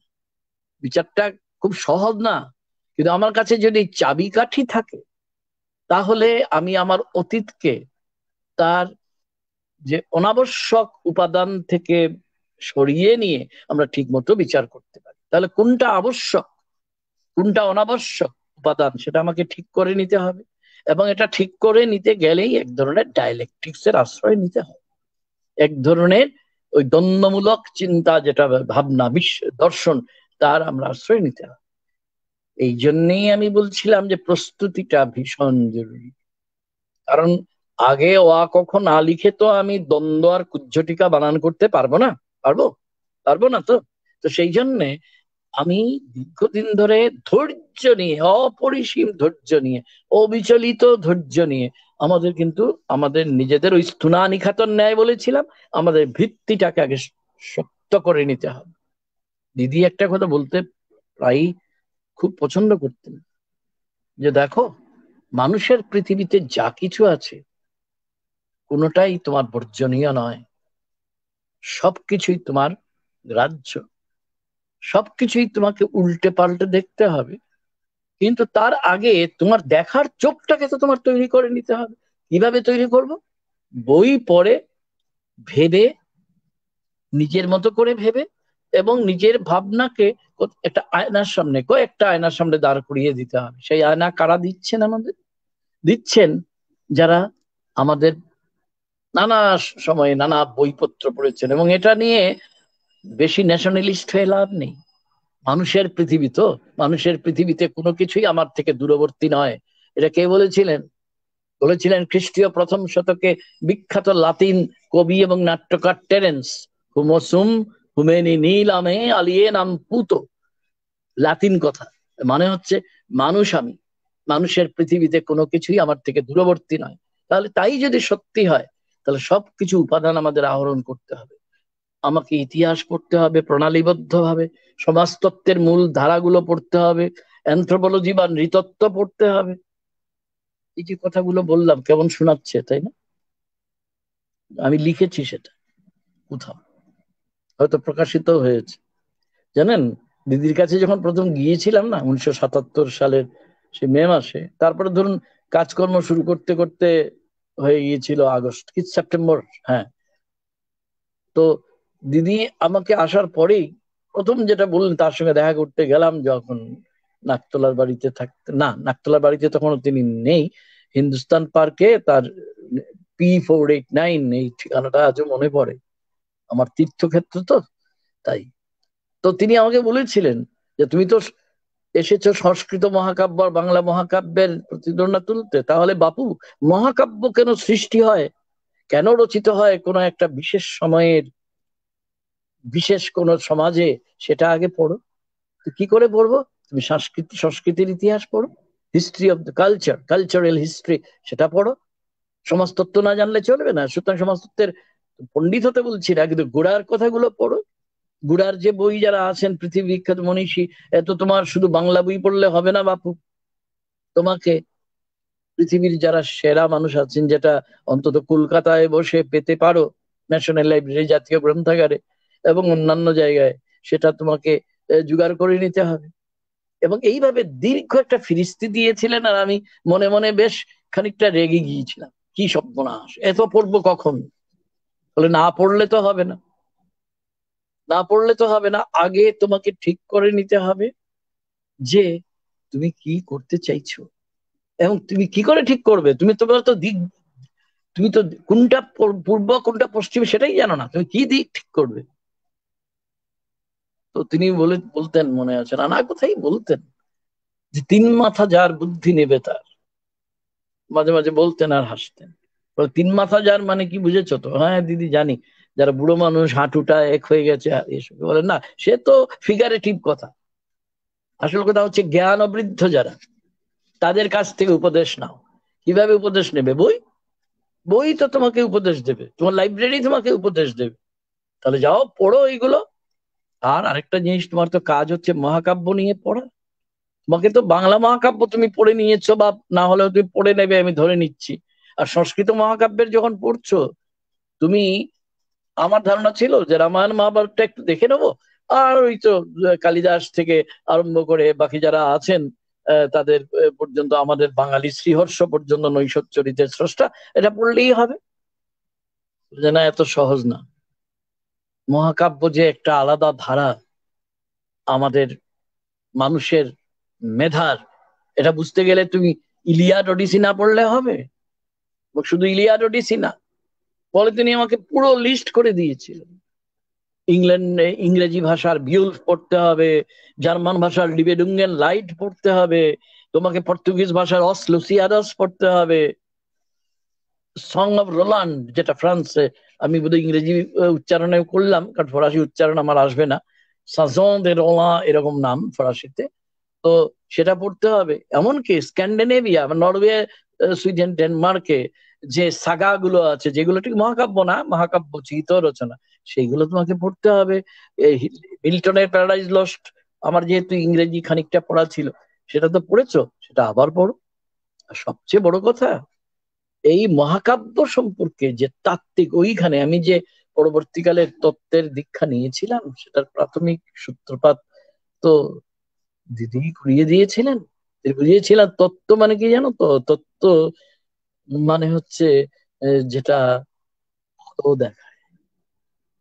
তত্ত্বের তো একটা, সংস্কৃতের ছাত্র হিসেবে যতটুকু জানবার, যত শুনেছিলাম, যে যা তত্তাহা জগৎ, সত্যকে, সত্যের ভাবকে, সত্যের প্রকৃত প্রতীতিকে প্রকাশ করে, ব্যক্ত করে, তাই তো তত্ত্ব। তাই যদি হয়, তাহলে তোমাকে ইতিহাস তত্ত্ব মানে হিস্টোরিওগ্রাফি, সেটাও পড়তে হবে। আমার মনে আছে আমি বেশ ঘাবড়েও গিয়েছিলাম, রেগেও গিয়েছিলাম, কি সর্বনাশ, এ তো পড়বো কখন? কিন্তু দিদির কাছে তো এ নেই, আর গিয়ে না পড়ে বলবো? তিনি বাচ্চাদের মতো পড়া ধরবেন তো, যে আচ্ছা এমনি না, মানে যেভাবে স্কুলে তা তো আর হবে না, কিন্তু খুব বুদ্ধি করে বলতে, আচ্ছা বলো তো, তুমি ওই বইটা তো পড়েছো বলছো, আচ্ছা এটা কোন জিনিসটা তোমাকে স্ট্রাইক করেছে বলো তো। কিংবা তিনি প্রশ্ন করতেন যে তোমার কি মনে হয়েছে যে এটার অমুক জিনিসটা থাকলে ভালো হতো। সুতরাং দিদিকে তো চিনে নিয়েছিলাম, সুতরাং কিছুটা তো পড়তে হয়েইছে। ভাগ্যিস একটু একটু পড়ার চেষ্টা করেছিলাম। তারপর জি উইলসন নাইট, ইংরেজি সাহিত্যের ছাত্র মাত্রই জানেন, তার লেখা the wheel of fire, Shakespearean tragedy, চারটে বিখ্যাত ট্র্যাজেডির পর অসাধারণ রচনা। তার ভাই, জি উইলসন নাইটের ভাই ডব্লিউ জ্যাকসন নাইটের ভার্জিলের যে এপিক, অর্থাৎ ইনিড মহাকাব্যের যে রচয়িতা, তার উপর এপিক এন্ড অ্যানথ্রোপোলজি, আমি আমি থ হয়ে গিয়েছিলাম, আমার মনে আছে। এবং এই তো শুরু।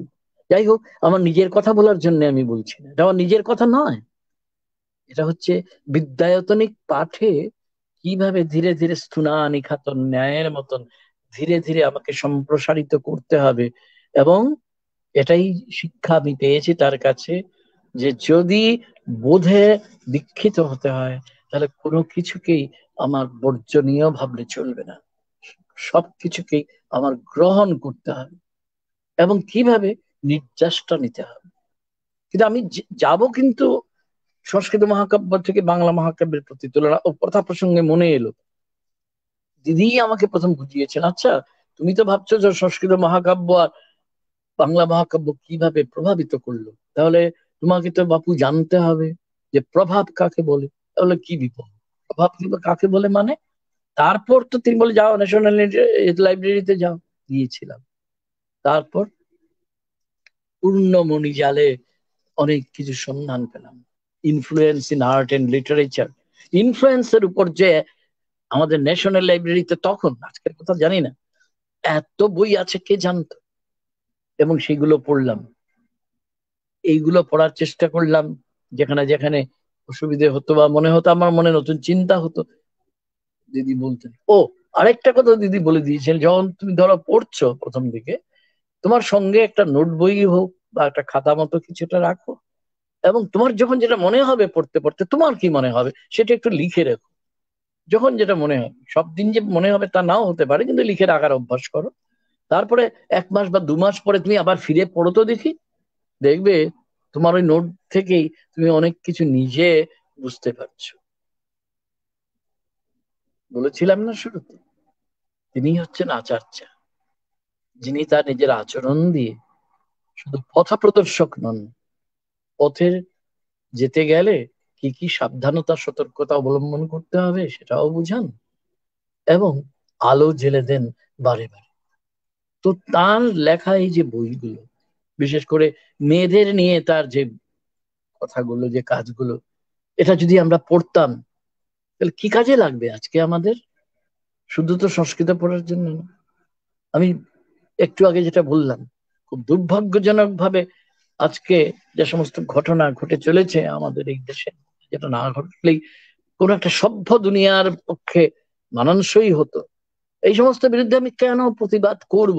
এই বোধটাকে তিনি জ্ঞানঞ্জন শলাকা দিয়ে, তোমরা জানেন তো গুরুর বন্দনা, বিখ্যাত বন্দনা, চক্ষুরুন্মিলিতং যেন তস্মৈ শ্রী গুরবে নম, জ্ঞানাঞ্জন শলাকয়া, জ্ঞান রূপ, জ্ঞান হচ্ছে শলাকার মতো, লোহার শলাকার মতো, সেটা দিয়ে যিনি চোখ উন্মিলন করেন, তিনিই তো প্রকৃত দ্রষ্টা, তিনিই প্রকৃত গুরু, তিনিই প্রকৃত আচার্য, তিনিই প্রকৃত শিক্ষক। শুধু গবেষণা নির্দেশক তো তিনি নন। যদি শুধু গবেষণা নির্দেশক হতেন, তাহলে 1982 সালের ডিসেম্বর মাসে আমার যখন ডিগ্রি পাওয়া হয়ে গেল, তার সঙ্গে কি আমার সম্পর্ক থাকতো? কিন্তু ঘটেছে তো উল্টো। তারপরে 2014 পর্যন্ত এই কায়ায় তিনি যতদিন ছিলেন, তার সঙ্গে আমার সম্পর্ক নিবিড়তর হয়েছে। বিভিন্ন সময় তার কাছে গেছি। সে যাই হোক, আমি ব্যক্তিগত কথা বলতে চাই না। আসলে ব্যক্তিগত কথাও ঠিক ব্যক্তিগত নয়, সেটা সামাজিক হয়ে ওঠে। আমাদের এই দেশের মধ্যে যে আসলে অনেকগুলো দেশ লুকিয়ে আছে, তিনি না দেখালে কি আমি দেখতাম? এবং তিনি তার বইয়ের মধ্য দিয়ে দেখিয়েছেন, বিভিন্ন আলোচনার মধ্য দিয়ে, সাধারণ আলোচনা হয়তো, চারদিকের জীবনে কি চলছে না ঘটছে বা বিভিন্ন ঘটনার বিশ্লেষণ এমনি হয়তো বলছেন, সেখানে তার মধ্য থেকে আমি পেয়ে যেতাম জীবনের সংকেত। জীবনে চলবো কিভাবে, কোন পথে, কোন পাথেও নিয়ে চলবো, তার বইগুলো আমাকে সেই সংকেত দেয়। শুধুমাত্র পণ্ডিত হওয়ার জন্য না, পণ্ডিত হওয়া বড় কঠিন, আমি তো হইনি। আমাকে জিজ্ঞাসা করেছেন তিনি, একজন গুরুর যা কাজ, একজন আচার্যার যে কাজ। এবং আজকে তিনি আমাদের মধ্যে মর্তকায় নেই, তার শতবর্ষ পূর্তি হতে যাচ্ছে এই 12 জুলাই। তার বইগুলো তো আছে, এই বইগুলোই তো আমাদের শস্ত্র, যেটা দিয়ে আমরা মোকাবিলা করতে পারবো যাবতীয় অন্ধকারের, আঁধির, প্রতিভাবাদর্শের, যাবতীয় অনাচারের, মিথ্যার, দম্ভের, যাবতীয় মানব বিরোধী যে সমস্ত কার্যকলাপ হচ্ছে দুর্ভাগ্যজনক ভাবে তার বিরুদ্ধে যদি দাঁড়াতে হয়, তার বই তো অস্ত্র। সেই অস্ত্রকে শান দেওয়ার একটাই পথ, তার বই বারবার পড়া।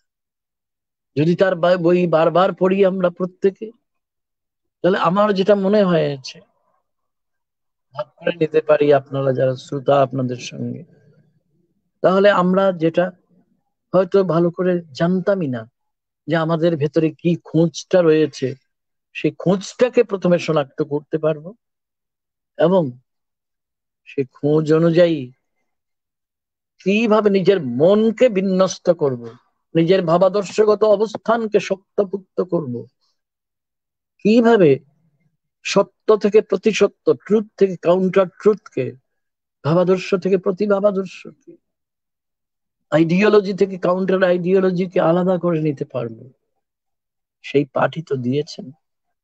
নিশ্চয়ই বিভিন্ন বিষয় নিয়ে তিনি লিখেছেন, কিন্তু প্রতিটি বই তার বিষয়াতিযায়ী, অর্থাৎ যা যে বিষয় নিয়ে তিনি লিখেছেন সেটাকে পেরিয়ে যায়, সেটাকে অতিক্রম করে যায়, এবং এটা অনেক ব্যাপকভাবে ভুবনে ভুবনে সর্বত্র ছড়িয়ে যায়।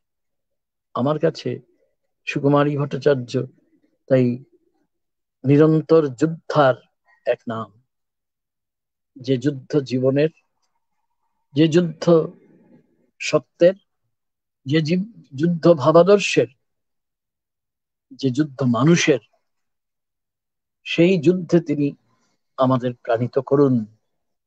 এটাই হবে গিয়ে আমার আপাত ভরত বাক্য। ধন্যবাদ সবাইকে।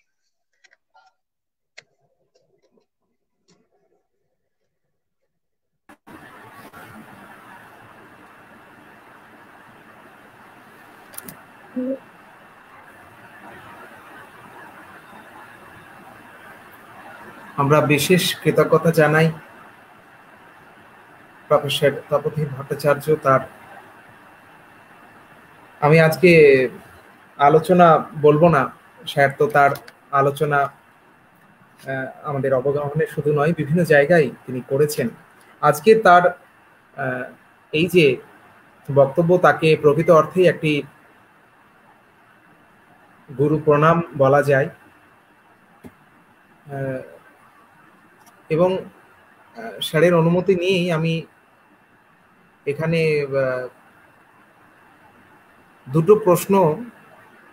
দুটো তিনটে প্রশ্ন, আমার মনে হয় কৃষ্ণপ্রিয়দা যে দুটো প্রশ্ন স্যারের কাছে রেখেছিলেন, যে বিশ্ববীক্ষণ এর বিকাশে কিভাবে কতটা সুনির্দিষ্টভাবে স্যার প্রবেশ করেছেন, সেই জায়গাটাও সম্ভব স্যার তার বক্তব্যের শেষ দিকে তো বলেইছেন। এবং একই সঙ্গে এই যে দীর্ঘ অধ্যয়ন এবং জীবনব্যাপী যে গবেষণা ধরন, সেটাও সুকুমারী ভট্টাচার্যের প্রেরণার জায়গা হয়ে থেকে গেছে। একজন প্রশ্ন স্যার রেখেছেন যে মহালয় লেখা বইয়ের নাম কি?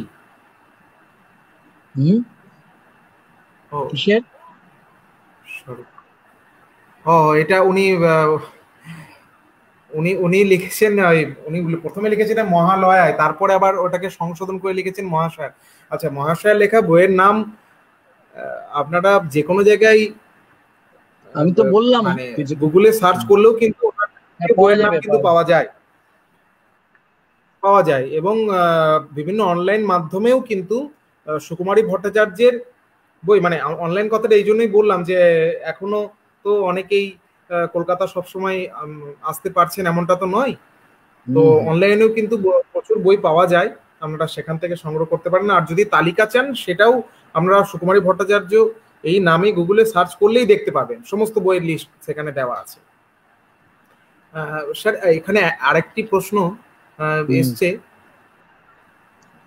একটু সেটা নিয়ে, যে অমিতাভ কবির বলছেন যে স্যার, আপনি কি নারীর অধিকার সংক্রান্ত মন্তব্যে বৌদ্ধ ধর্মকে একটু আদর্শায়িত করছেন না? এটা একটা বিরাট প্রশ্ন। অমিতাভ আছে কিনা জানি না এখনো, সম্ভবত আমি যাকে বুঝতে পারছি সে বোধহয় আমার ছাত্র, সুতরাং তার প্রশ্নটা ঠিকই। তবে এটা নিয়ে বলতে গেলে আবার একটা আলাদা ভাবে আমাকে বলতে হবে। আমি দিদির কাছ থেকে দিদির পাঠ কি এবং আমি কি বুঝেছি, যদি কিছু বুঝে থাকি আর কি, তো সেটা নিয়ে আলোচনা করব নিশ্চয়ই। সঙ্গত প্রশ্ন তোমার অমিতাভ, কিন্তু আদর্শায়িত করিনি, কারণ এর কারণ হচ্ছে অনেক। যাই হোক, আমি একটা টোটাল পার্সপেক্টিভের মধ্যে পার্টিকুলারলি যদি এটা মনে রাখো, যে যেটা ব্রাহ্মণিক উত্তরাধিকার বলে আমরা যেটা খুব লাফাই, এবং সেটা যেখান থেকে শুরু হয়েছে সেখানে বিরুদ্ধে একটা বিরাট প্রটেস্ট হিসেবে এসেছিল। কিন্তু বুদ্ধদেবও তো ধরো তার বর্গ অস্তিত্বের বাইরে তো কেউ নন। বুদ্ধদেব অসাধারণ মানুষ। মহামানবের কনসেপ্টে তো আমি অতটা বিশ্বাস করি না ব্যক্তিগতভাবে, সে যাই হোক। কিন্তু যতটা সম্ভব ছিল যে সময়ে, আগে জানতে হবে বৈদিক আমলে মেয়েদের অবস্থায় প্রকৃতপক্ষে কি ছিল। সুকুমারী ভট্টাচার্য কিভাবে সেটা দেখিয়েছেন, অমিতাভ কবিরের সেটা জানা আছে, সে পড়ে টড়ে, এবং আমরাও একটু ইচ্ছে করলে পড়ে দেখতে পারি। প্রাচীন ভারত সমাজ ও নারী ছাড়াও ওই তোমার নারী যেটা হিন্দিতে অনুবাদ হয়েছে, ইংরেজিতে হয়েছে, সেটাতে হয়েছে, এছাড়া বিবাহ প্রসঙ্গে ইত্যাদি ইত্যাদি অনেক অনেক বই। তো সে যাই হোক, তো বৌদ্ধ এটার সময়ে, বৌদ্ধ পিরিয়ডের মধ্যে তো তিনটে তিনটে না, বুদ্ধদেবের সময়ের থেকে আমি শুরু করতে হবে, অবশ্য বুদ্ধদেবের ঠিক আগে থেকে, সেটা ধরলে পাঁচটা হয়। সেই সময় থেকে বুদ্ধদেবের মৃত্যুর 100 বছর 150 বছর পর্যন্ত একটা পর্যায়। তারপরে কনিষ্কের আমলে যে তোমার বুদ্ধ 4টে ধর্ম সম্মেলন হয়েছিল, তুমি তো জানো অমিতাভ। তার মধ্যে কনিষ্কের আমলে যেটা হলো, যার পরে মহাযান হীনযান দুভাগে বিভক্ত হয়ে গেল। হীনযানদের কনসেপ্ট একরকম, মহাযানদের কনসেপ্ট এরকম, এই সমস্ত বিষয় আছে। তো মেয়েদের যে অবস্থান, এটা মনে রাখতে হবে সেই সময়ের প্রাচীন ভারতে মেয়েদের অবস্থান আসলে কি ছিল, তাদের যে participation in the society, in the developing society আদৌ কিছু ছিল কিনা। তারপর ধরো যে বৌদ্ধ আমল যে সময় পর্যন্ত চলছে, আমি বৌদ্ধ আমলের মধ্যে নিজেকে সংযত রাখছি, সীমাবদ্ধ রাখছি। তারপরে কনিষ্কের পর থেকে হীনযান মহাযান দুভাগে বিভক্ত হওয়ার পরে আমরা একটু দুটো ধারায় আমাদের আলোচনাকে নিয়ে যেতে হবে, সেটা একটা আছে। এবং সেটা থেকে ধরে নাও, যখন বিষ্ণু পুরাণের আমলে, অর্থাৎ খ্রিস্টীয় 2য় শতকে বিষ্ণু পুরাণ রচিত হচ্ছে, আমরা জানি সবাই, সেটা এই পর্যন্ত, এই যে ছোট সময়টা, সেই সময়ের একটু কয়েকটা বই আমাদের পড়ে নিতে হবে। এর মধ্যে, এটার মধ্যে যদিও সবই মেটাফিজিক্সের বই, মিলিন্দ পুঁইহকে মাথায় রাখতে হবে। আমাদের মাথায় রাখতে হবে যে তার আগের জাতক, জাতক আবার নিয়ে ঝামেলা আছে। জাতকের নানা স্তরে মহাভারতের মতোই রচিত হয়েছে, কিন্তু অর্বাচীন স্তরের জাতক যেগুলো, এগুলোকে যদি আমরা চিহ্নিত করতে পারি, সেই সময়ের সময় মেয়েদের যেটা অবস্থা খুব একটা ভালো না।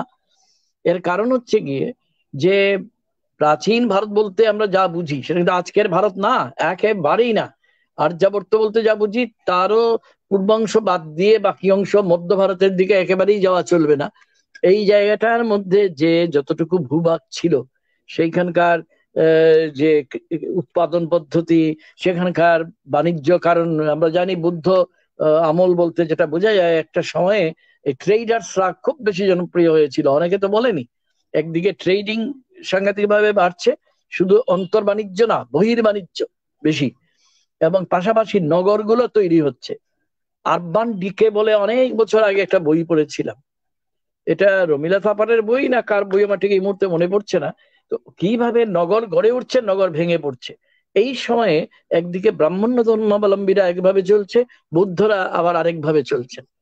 সেই পিরিয়ড থেকে যখন বৌদ্ধ ধর্মের অবক্ষয় মোটামুটি ক্লিয়ারলি এসে গেল, সেটার জন্য দায়ী অবশ্যই গুপ্ত সাম্রাজ্য, যেটা ধরে নাও খ্রিস্টীয় 5ম শতকে, 4র্থ শতক থেকেই যদিও তোমার গুপ্ত সাম্রাজ্য পত্তন হতে শুরু করেছে, এমনকি আমাদের উত্তরবঙ্গ পর্যন্ত তার সীমা আছে, ব্যাপৃত ছিল, বাঁকুড়া অঞ্চল পর্যন্ত সীমাবদ্ধ ছিল পশ্চিমবাংলার।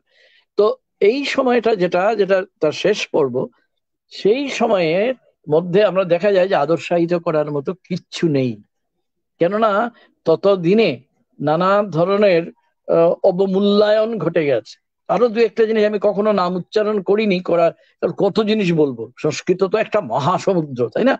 যে যেটা নিয়ে সময় নিয়েও গুলমাল।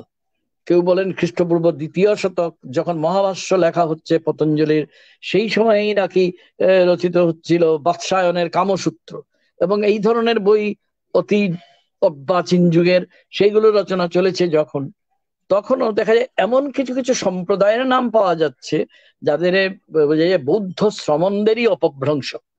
তার মানে একটা ক্ষয় একটা চালু হয়ে গেছে, যে বলা যায় বুদ্ধ শিষ্য পরম্পরায় বুদ্ধদেবের পরে যে মেয়েদের স্থান দেওয়া হয়েছিল, যে তাদের যেটা যেটা মনেস্টারিতে, সেটা ধীরে ধীরে ধীরে ধীরে সেটাও নষ্ট হয়ে যেতে শুরু করেছে, নৈতিক অবমূল্যায়ন ঘটেছে, এই সমস্ত ঘটছে।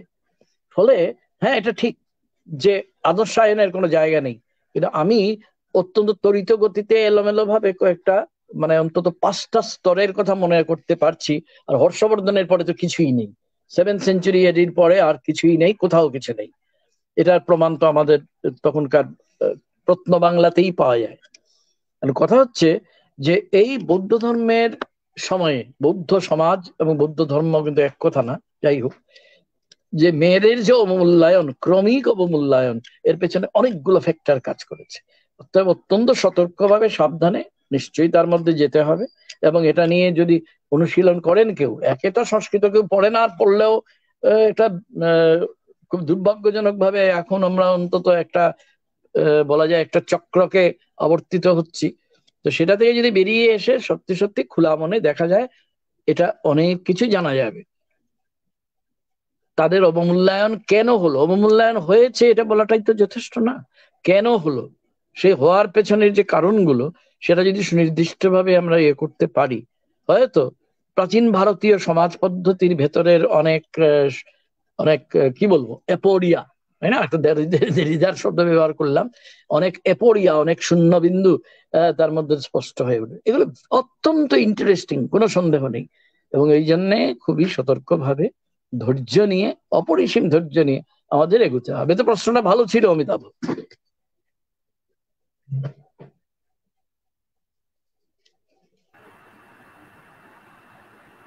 কৃষ্ণপ্রিয়দা একটা প্রশ্ন আমরা মিস করে গেছি। কৃষ্ণপ্রিয়দা আরেকবার সেই প্রশ্নটা করেছেন, আমি একটু একটু ওইটাও নিয়ে নিচ্ছি স্যার।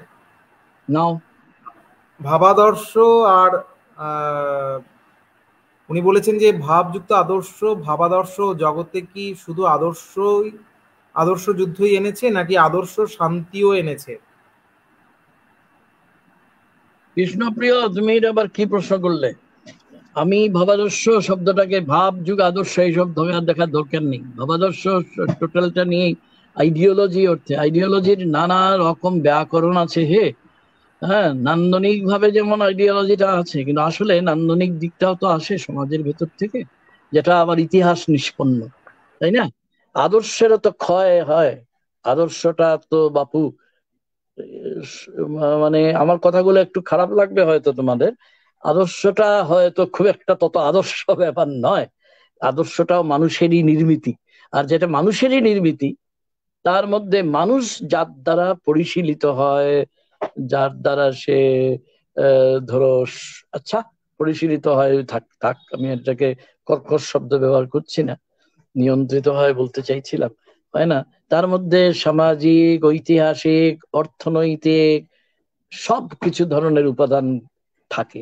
এই সব কিছুর একসঙ্গে করে, একত্রিত করে সম্মেলক যে একটা বোধ তৈরি হয়, সেটা হচ্ছে ভাবাদর্শ।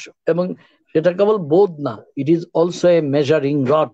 এটা আমাদের অনেক কিছুকে মেজার করতে সাহায্য করে, অনেক কিছু, নিজেদের অতীত, বর্তমান, ভবিষ্যৎ, নিজেদের ভেতর এবং বাহির, নিজেদের যে উপাত্ত নিয়ে আমরা পৃথিবীতে এসেছি, আসার পরে সেই উপাত্তকে খরচ করে ফেলেছি অকারণে, নাকি সেই উপাত্তর সঙ্গে আরো কিছু যোগ করেছি, এই সবগুলোই কিন্তু আসে ওই একই সূত্রে। তাই ভাবাদর্শ নিয়ে প্রচুর বই আছে। আমি যার কথা বলতে বলতে অন্যদিকে সরে গিয়েছে, মনে এসেছিল বলতে ভুলে গেছিলাম, বলে নিয়ে এবার, টেরি ইগলটনের লেখা ইডিওলজি অফ দ্য এস্থেটিক নামে যে প্রবন্ধের সংকলনটা, সেটা যদি একটু মনোযোগ দিয়ে আমরা পড়ি, দেখবে অনেক কিছুর উত্তর পাওয়া যাবে। তো এই হচ্ছে ব্যাপার। এবং এটাও এমন একটা বিষয় অরিন্দ্রজিৎ, যেটাকে নিয়ে শুধুমাত্র এই বিষয় নিয়ে তুমি দু তিনটে এরকম আলোচনা করতে পারো, কিন্তু সেই সময়ও আমাদের কারণ নেই, আমার ধৈর্যও হয়তো নেই। আসলে অনন্ত মহাসমুদ্রের মধ্যে ভেলা সম্বল করে কালিদাস ব্যবহার করছি, একটা একটা সাঁতার দেওয়ার চেষ্টা করছি।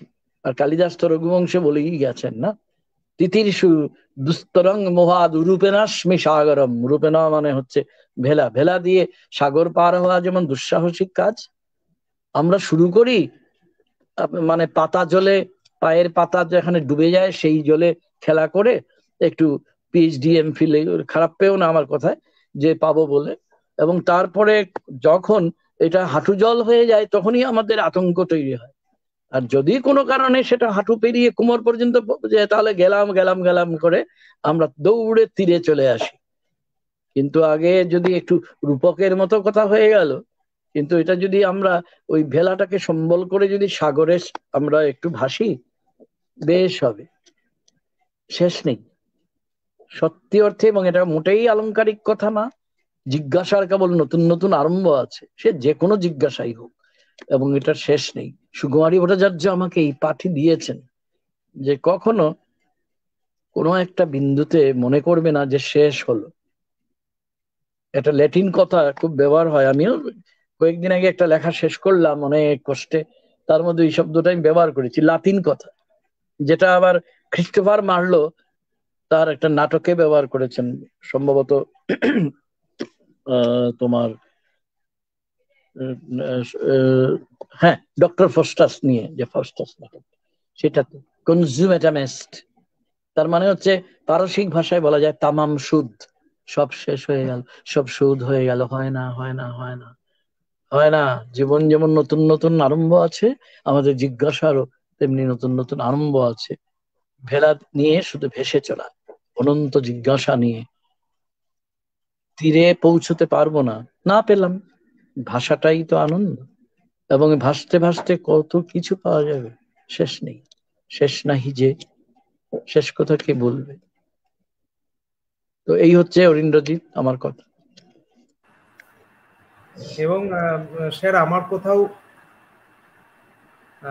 মনে হচ্ছিল যখন অমিতাভ দার প্রশ্নের উত্তর আপনি দিচ্ছিলেন, সেটা হলো যে সুকুমারী ভট্টাচার্য তার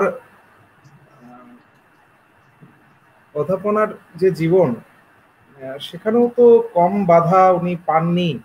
ওরে বাবা, সে বিশাল। মানুষ সংস্কৃত পড়াবেন জানো তো, খ্রিস্টান হয়ে। মাইকেল মধুসূদন দত্তের সঙ্গে তার একটা পিতৃকুলের একটা সম্পর্ক ছিল, অর্থাৎ খ্রিস্টান ছিলেন, সেটার জন্য তাকে তিনি গিয়েছিলেন কলকাতা বিশ্ববিদ্যালয়ে পড়তে। কিন্তু যারা অত্যন্ত নাম নাম নাম করবো না, শ্রদ্ধেয় একজন ব্যক্তি ছিলেন, অনেক বছর আগের কথা স্বভাবত, তিনি তাকে এলাও করেননি, খ্রিস্টান, তিনি তাকে বেদ পড়াবেন না। তখন তিনি ইংরেজি পড়লেন, তাতেও ভালো রেজাল্ট করলেন। যাদবপুর বিশ্ববিদ্যালয়ের আগে তিনি ইংরেজি পড়িয়েছেন ব্রেবোর্নে, অনেক কয়েক বছর পড়িয়েছেন, তারপর কম্পারেটিভ লিটারেচারে 1 বছর যাদবপুর বিশ্ববিদ্যালয়ে পড়ালেন, তারপর তো সংস্কৃত এলেন। কিন্তু জীবনের ধন কিছুই যাবে না ফেলা, এই সমস্ত সংঘর্ষ, জীবনের সঙ্গে এই যে সংঘর্ষ, এই যে অন্ধতার সঙ্গে তার সংঘর্ষ, তার ব্যক্তিগত জীবনেও, সেটা তো কাজে লেগেছে। আমরা যখন লিখি, আমরা যখন পড়ি অরিন্দ্রজিৎ, আমি যে মানুষটা, তুমি যে মানুষটা, টোটাল সেটাকে বাদ দিয়ে কি আমরা পড়তে বসি, পড়ার টেবিলে আসি? তখন কি বাইরের পৃথিবীটা সাসপেন্ডেড হয়ে যায়? হয় না, সুকুমারীদিরও হয়নি, আমাদের কারোরই হওয়া উচিত না। এই সেই মানুষটাই যে নানা কিছু বিশ্বাস নিয়ে চলে, ভাবাদর্শ নিয়ে প্রশ্নে মুখর হয়, জীবনের নানা সংঘাতে জড়িয়ে যায়, সেই মানুষটাই পড়ার টেবিলে আসে। লেখার সময়ও সেই মানুষটা কোনো না কোনো ভাবে, সচেতন ভাবে হোক অবচেতন ভাবে হোক, উপস্থিত থাকে। তুমি হয়তো বুঝতেই পারছো না লেখার সময়, কিন্তু তোমার লেখার মধ্যে সেটা এসে যাচ্ছে, ঢুকে যাচ্ছে নানাভাবে, বিন্দু বিন্দু জলের মতো। পড়ার সময়ও তাই হয়, পড়ার সময়ও তো আমরা সেই নির্যাস সন্ধান করি না। সুকুমারীদি তো এটাই বলেছেন, এসেন্সের কথা ভাবো, নির্যাসের দিকে যাও, বাইরের যে আবরণ শুধু এটা দেখো না। কারণ এটা অন্য অর্থে ব্যবহার করছি, কঠোপনিষদের একটা কথা, হিরণ্ময়েন পাত্রেণ সত্যস্য পিহিতং মুখং তত্ত্বং পুষন্ন পাবৃণু সত্য ধর্মায় দৃষ্টয়ে। হিরণ্ময় পাত্রাবরণ দিয়ে সত্যের মুখ ঢাকা। হে পুষণ, সেই মুখ আমার কাছে অপাবৃত করো, মানে খুলে দাও, আমি দেখব সত্য ধর্মায় দৃষ্টয়ে, সত্য কি ধর্ম কি আমি বুঝবো। আমরা পড়ি, নানা ডিগ্রি অর্জন করি, কজনের মধ্যে এই আকুলতা আছে বলতো? দিদির মধ্যে ছিল তো, তাই তো কুটিকে গুটিক সুকুমারী ভট্টাচার্য হয়, সবাই তো হয় না, এই জন্যই হয় না। তো শিখতে তো পারি তার কাছ থেকে, তার অধম ছাত্র হলেও শিখতে তো বাধা নেই কিছু, মনে রাখতে তো বাধা নেই কিছু, এই আর কি। অমিতাভদা অমিতাভদা বলছেন যে স্যার ওই আচারের গল্পটা বলুন না। সে জানে, কারণ দিদির সঙ্গে দেখা করার সময় তাকে নিয়ে গেছিলাম কিছুদিন আগে, একটা ফটো আপলোডও করেছি বোধহয়। অমিতাভ ছিল, অমিতাভ তখন অনেক ছোট ছিল আর কি, ছাত্র ছিল। হ্যাঁ, এটা তার ব্যক্তিগত জীবনের গল্প হয়ে যাচ্ছে। বিয়ের পরে অমল ভট্টাচার্যকে বিয়ে করেছিলেন তো প্রেসিডেন্সির ডাকসাইটে, ইংরেজির অধ্যাপক, যার Ford lectures on Greek tragedy Oxford university press থেকে বেরিয়েছিল। অমল ভট্টাচার্য, সত্যজিৎ রায় যার, তার ছাত্র। যাই হোক, তো বিয়ের পরে তিনি গেলেন, তখন যেহেতু তিনি খ্রিস্টান, বিয়ে করেছেন নিজেদের মতে, ঠিকই আছে। এই গল্পও দিদি আমাকে করেছে, আমি তো প্রথম দিকে খুব লজ্জা পেতাম, কিন্তু তিনি তার সেই গল্পগুলো বলতেন, সেটা আজকে বলার বিষয় না, থাক সেটা। তো তিনি কি করলেন, তার কিছু কিছু, আমি কারোর নাম করবো না, সবার নাম আমি জানি। হ্যাঁ, তো তার দেওর টেওর ইত্যাদি, শাশুড়ি ইত্যাদি থাকতেন মেদিনীপুরেরই কোনো একটা জায়গায়। তো তিনি তাদের জন্য প্রতি সপ্তাহে সপ্তাহে আচার তৈরি করে পাঠাতেন। তো দু তিনবার দেখলেন অমল ভট্টাচার্য, তার স্বামী। দেখার পরে বললেন, সুকুমারী, তুমি তো আচার পাঠাচ্ছ আমার বাড়িতে, ভালোই, তা আচার খেয়ে কজন সন্তুষ্ট হবে, কজন তোমাকে ভালো বলবে, ধন্যবাদ দেবে? কয়েকজন। কিন্তু তুমি তার চাইতে যদি পড়াশোনা করতে, তাহলে অনেক মানুষে তোমার বই পড়তে পারতো, তোমার চিন্তার সঙ্গে সম্পৃক্ত হতে পারতো। তাহলে তুমি ঠিক করে নাও, তুমি আচারই বানাবে, না তুমি একটু পড়াশোনা করবে। দিদি বললেন, আমার চোখ খুলে দিয়েছিলেন তিনি সেদিন। এটা দারুণ গল্প নয়? হ্যাঁ, এবং এটা তিনি আমাকে করেননি, করেছিলেন আমার গৃহিণী, যা তার অত্যন্ত স্নেহের পাত্রী ছিল, সুকুমার মানে দির স্বপ্না ভট্টাচার্য, তাকে গল্প করেছিলেন। এই গল্পটা আমি গল্প করতে খুব ভালোবাসতাম। অমিতাভরা তোমার ছাত্র, অমিতাভদের করেছি, জানে তারা, আরো অনেক গল্পই জানে হয়তো। আসলে একজন টোটাল মানুষকে যদি দেখতে চাই, শুধু পণ্ডিত না, শুধু বিদ্যান না, একজন মানুষ, সত্যিকারের মানুষ, সে আর অনেক গল্প আছে। দুটো গল্প বলতে না বলে পারছি না। তার সঙ্গে মাঝে মাঝে তার গাড়ি একটা ছিল, একটা পুরনো সেকেন্ড হ্যান্ড গাড়ি, সেই গাড়িতে চড়ে মাঝে মাঝে নাকতলার বাড়ি থেকে তার সঙ্গে তিনি কোথাও মিটিং করতে গেলেন, আমি যদি কলকাতায় থাকি তাহলে নিয়ে যেতেন। নিয়ে ইনভেরিয়েবলি দেখতাম যে, বা অন্য কেউ গাড়ি পাঠাতো, নেমেই তিনি ড্রাইভারকে একটা নমস্কার করতেন।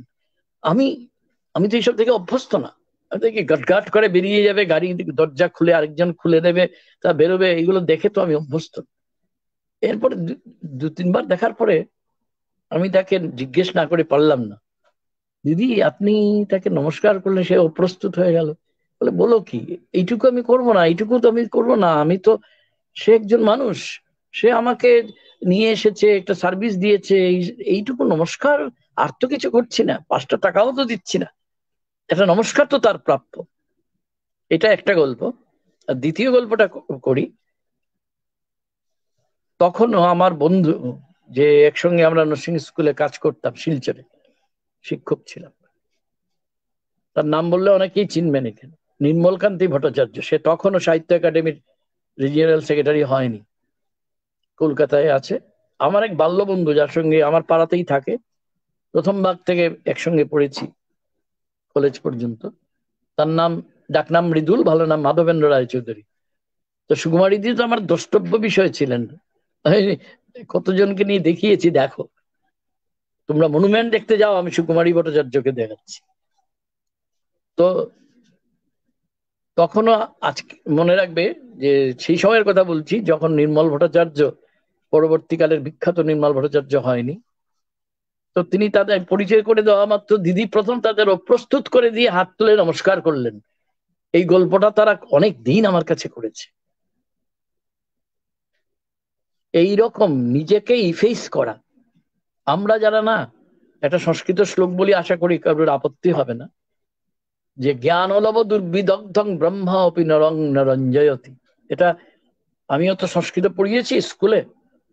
এটা প্রথম শ্লোকই ছিল নীতি শতক শ্লোকার, অজ্ঞ সুখম আরাধ্য সুখতরম আরাধ্যতে বিশেষজ্ঞ জ্ঞানলব দুর্বিদগ্ধং ব্রহ্মা অপি নরং নরঞ্জয়তি।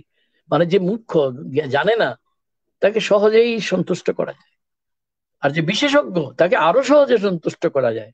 কিন্তু জ্ঞানের কণামাত্র পেয়ে যে দুর্বৃত্ত হয়েছে, তাকে স্বয়ং ব্রহ্মাও সন্তুষ্ট করতে পারেন না।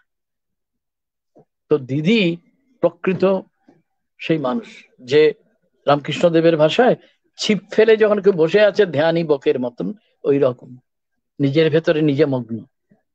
তো সেই মানুষটা কোনো আমাদের কত রকম আমি কি হনুরে ভাব, আমি এই হয়েছি ওই হয়েছি, দিদি বিশ্ববিখ্যাত পণ্ডিত, তার নিজের সম্পর্কে তিনি জানতেন।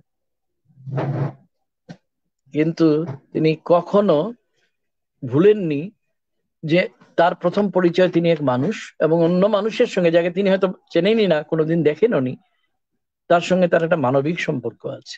তো এটাও কি একটা মেসেজ নয়, বার্তা নয় আজকের দিনে অন্তত?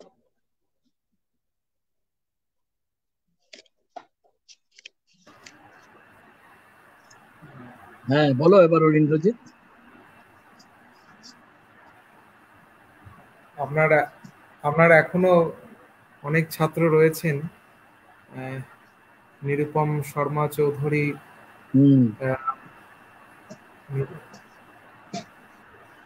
উনি রয়েছেন। হ্যাঁ, সন্তোষ কুমার বলছেন, সন্তোষ কুমার পাল বলছেন যে দ্বিতীয়বার শুনলাম সুকুমারীদির উপর আপনার গুরুদক্ষিণা। আমরাও, আমাদের কাছে বিশেষ সৌভাগ্যের এবং গর্বের যে আমরা এমন একটি অধিবেশন করবার সুযোগ পেলাম, এবং এই পরিকল্পনা আমাদের প্রায়, স্যারের সঙ্গে আমার কথা হয়েছিল প্রায় 1 মাস আগে। তখন স্যার বলছিলেন যে খুব তাড়াতাড়ি তো জুলাইয়ের দিকে সুকুমারী ভট্টাচার্যের 100 বছর পূর্ণ হবে। তো তার মধ্যেই যে আমরা এই অনুষ্ঠান করতে পারলাম, সেটা আমাদের একটা বড় প্রাপ্তির জায়গা। তো আর বেশিক্ষণ আমরা সময় নেব না স্যারের, আমাদের প্রোগ্রাম অলরেডি 1 ঘন্টা 40 মিনিট অতিক্রান্ত হয়েছে। তো স্যার, তাহলে আজকে আমরা এখানেই এই অনুষ্ঠান শেষ করতে পারি। নিশ্চয়। আমি শুধু এটাই বলবো, যারা শুনলেন তাদের জন্য, গ্রহণ করেছো যত ঋণী তত করেছো আমায়। তারপরের বাক্যটা বলবো না, গ্রহণ করেছো যত ঋণী তত করেছো আমায়। এবং এটাও একটা বড় জায়গা আমার মনে হয়, যে যে যে প্রসঙ্গটার কথা কৃষ্ণপ্রিয়দা শুরুতে বলছিলেন, যে স্যারের যে তত্ত্ববিশ্ব পরিক্রমার এবং এবং অবগাহনের ক্ষেত্রেও এটা একটা গুরুত্বপূর্ণ বিষয়, যে আমাদের তো বেশ কয়েকটা সিরিজ অবগাহনের চলছে, তার মধ্যে অন্যতম গুরুত্বপূর্ণ সিরিজ যেটার সূচনা তপোধী ভট্টাচার্য স্বয়ং করেছেন, তার মধ্যে অন্যতম হলো তত্ত্ববিশ্ব পরিক্রমা। এবং এই তত্ত্ববিশ্ব পরিক্রমার যে প্রদক্ষিণ, তার যে প্রেরণার জায়গা, সেটা কিন্তু ছিলেন সুকুমারী ভট্টাচার্য। সেটা বারে বারে স্বীকার করেছেন, এমনকি তার যেদিন সূচক বক্তব্য ছিল সেদিনও তিনি সে কথা স্বীকার করেছেন। তো সব মিলিয়ে এই সংযোগটা আমার মনে হয় খুব গুরুত্বপূর্ণ। তো সেই হিসেবে আবারও আমি স্যারের কাছে অনেক কৃতজ্ঞতা জানাই, এবং এতক্ষণ যারা আমাদের সঙ্গে ছিলেন তাদের প্রতি আমাদের শ্রদ্ধা এবং ভালোবাসা রইল। তো আজকের মতো এখানেই আমরা শেষ করছি। সকলকে শুভরাত্রি। শুভরাত্রি।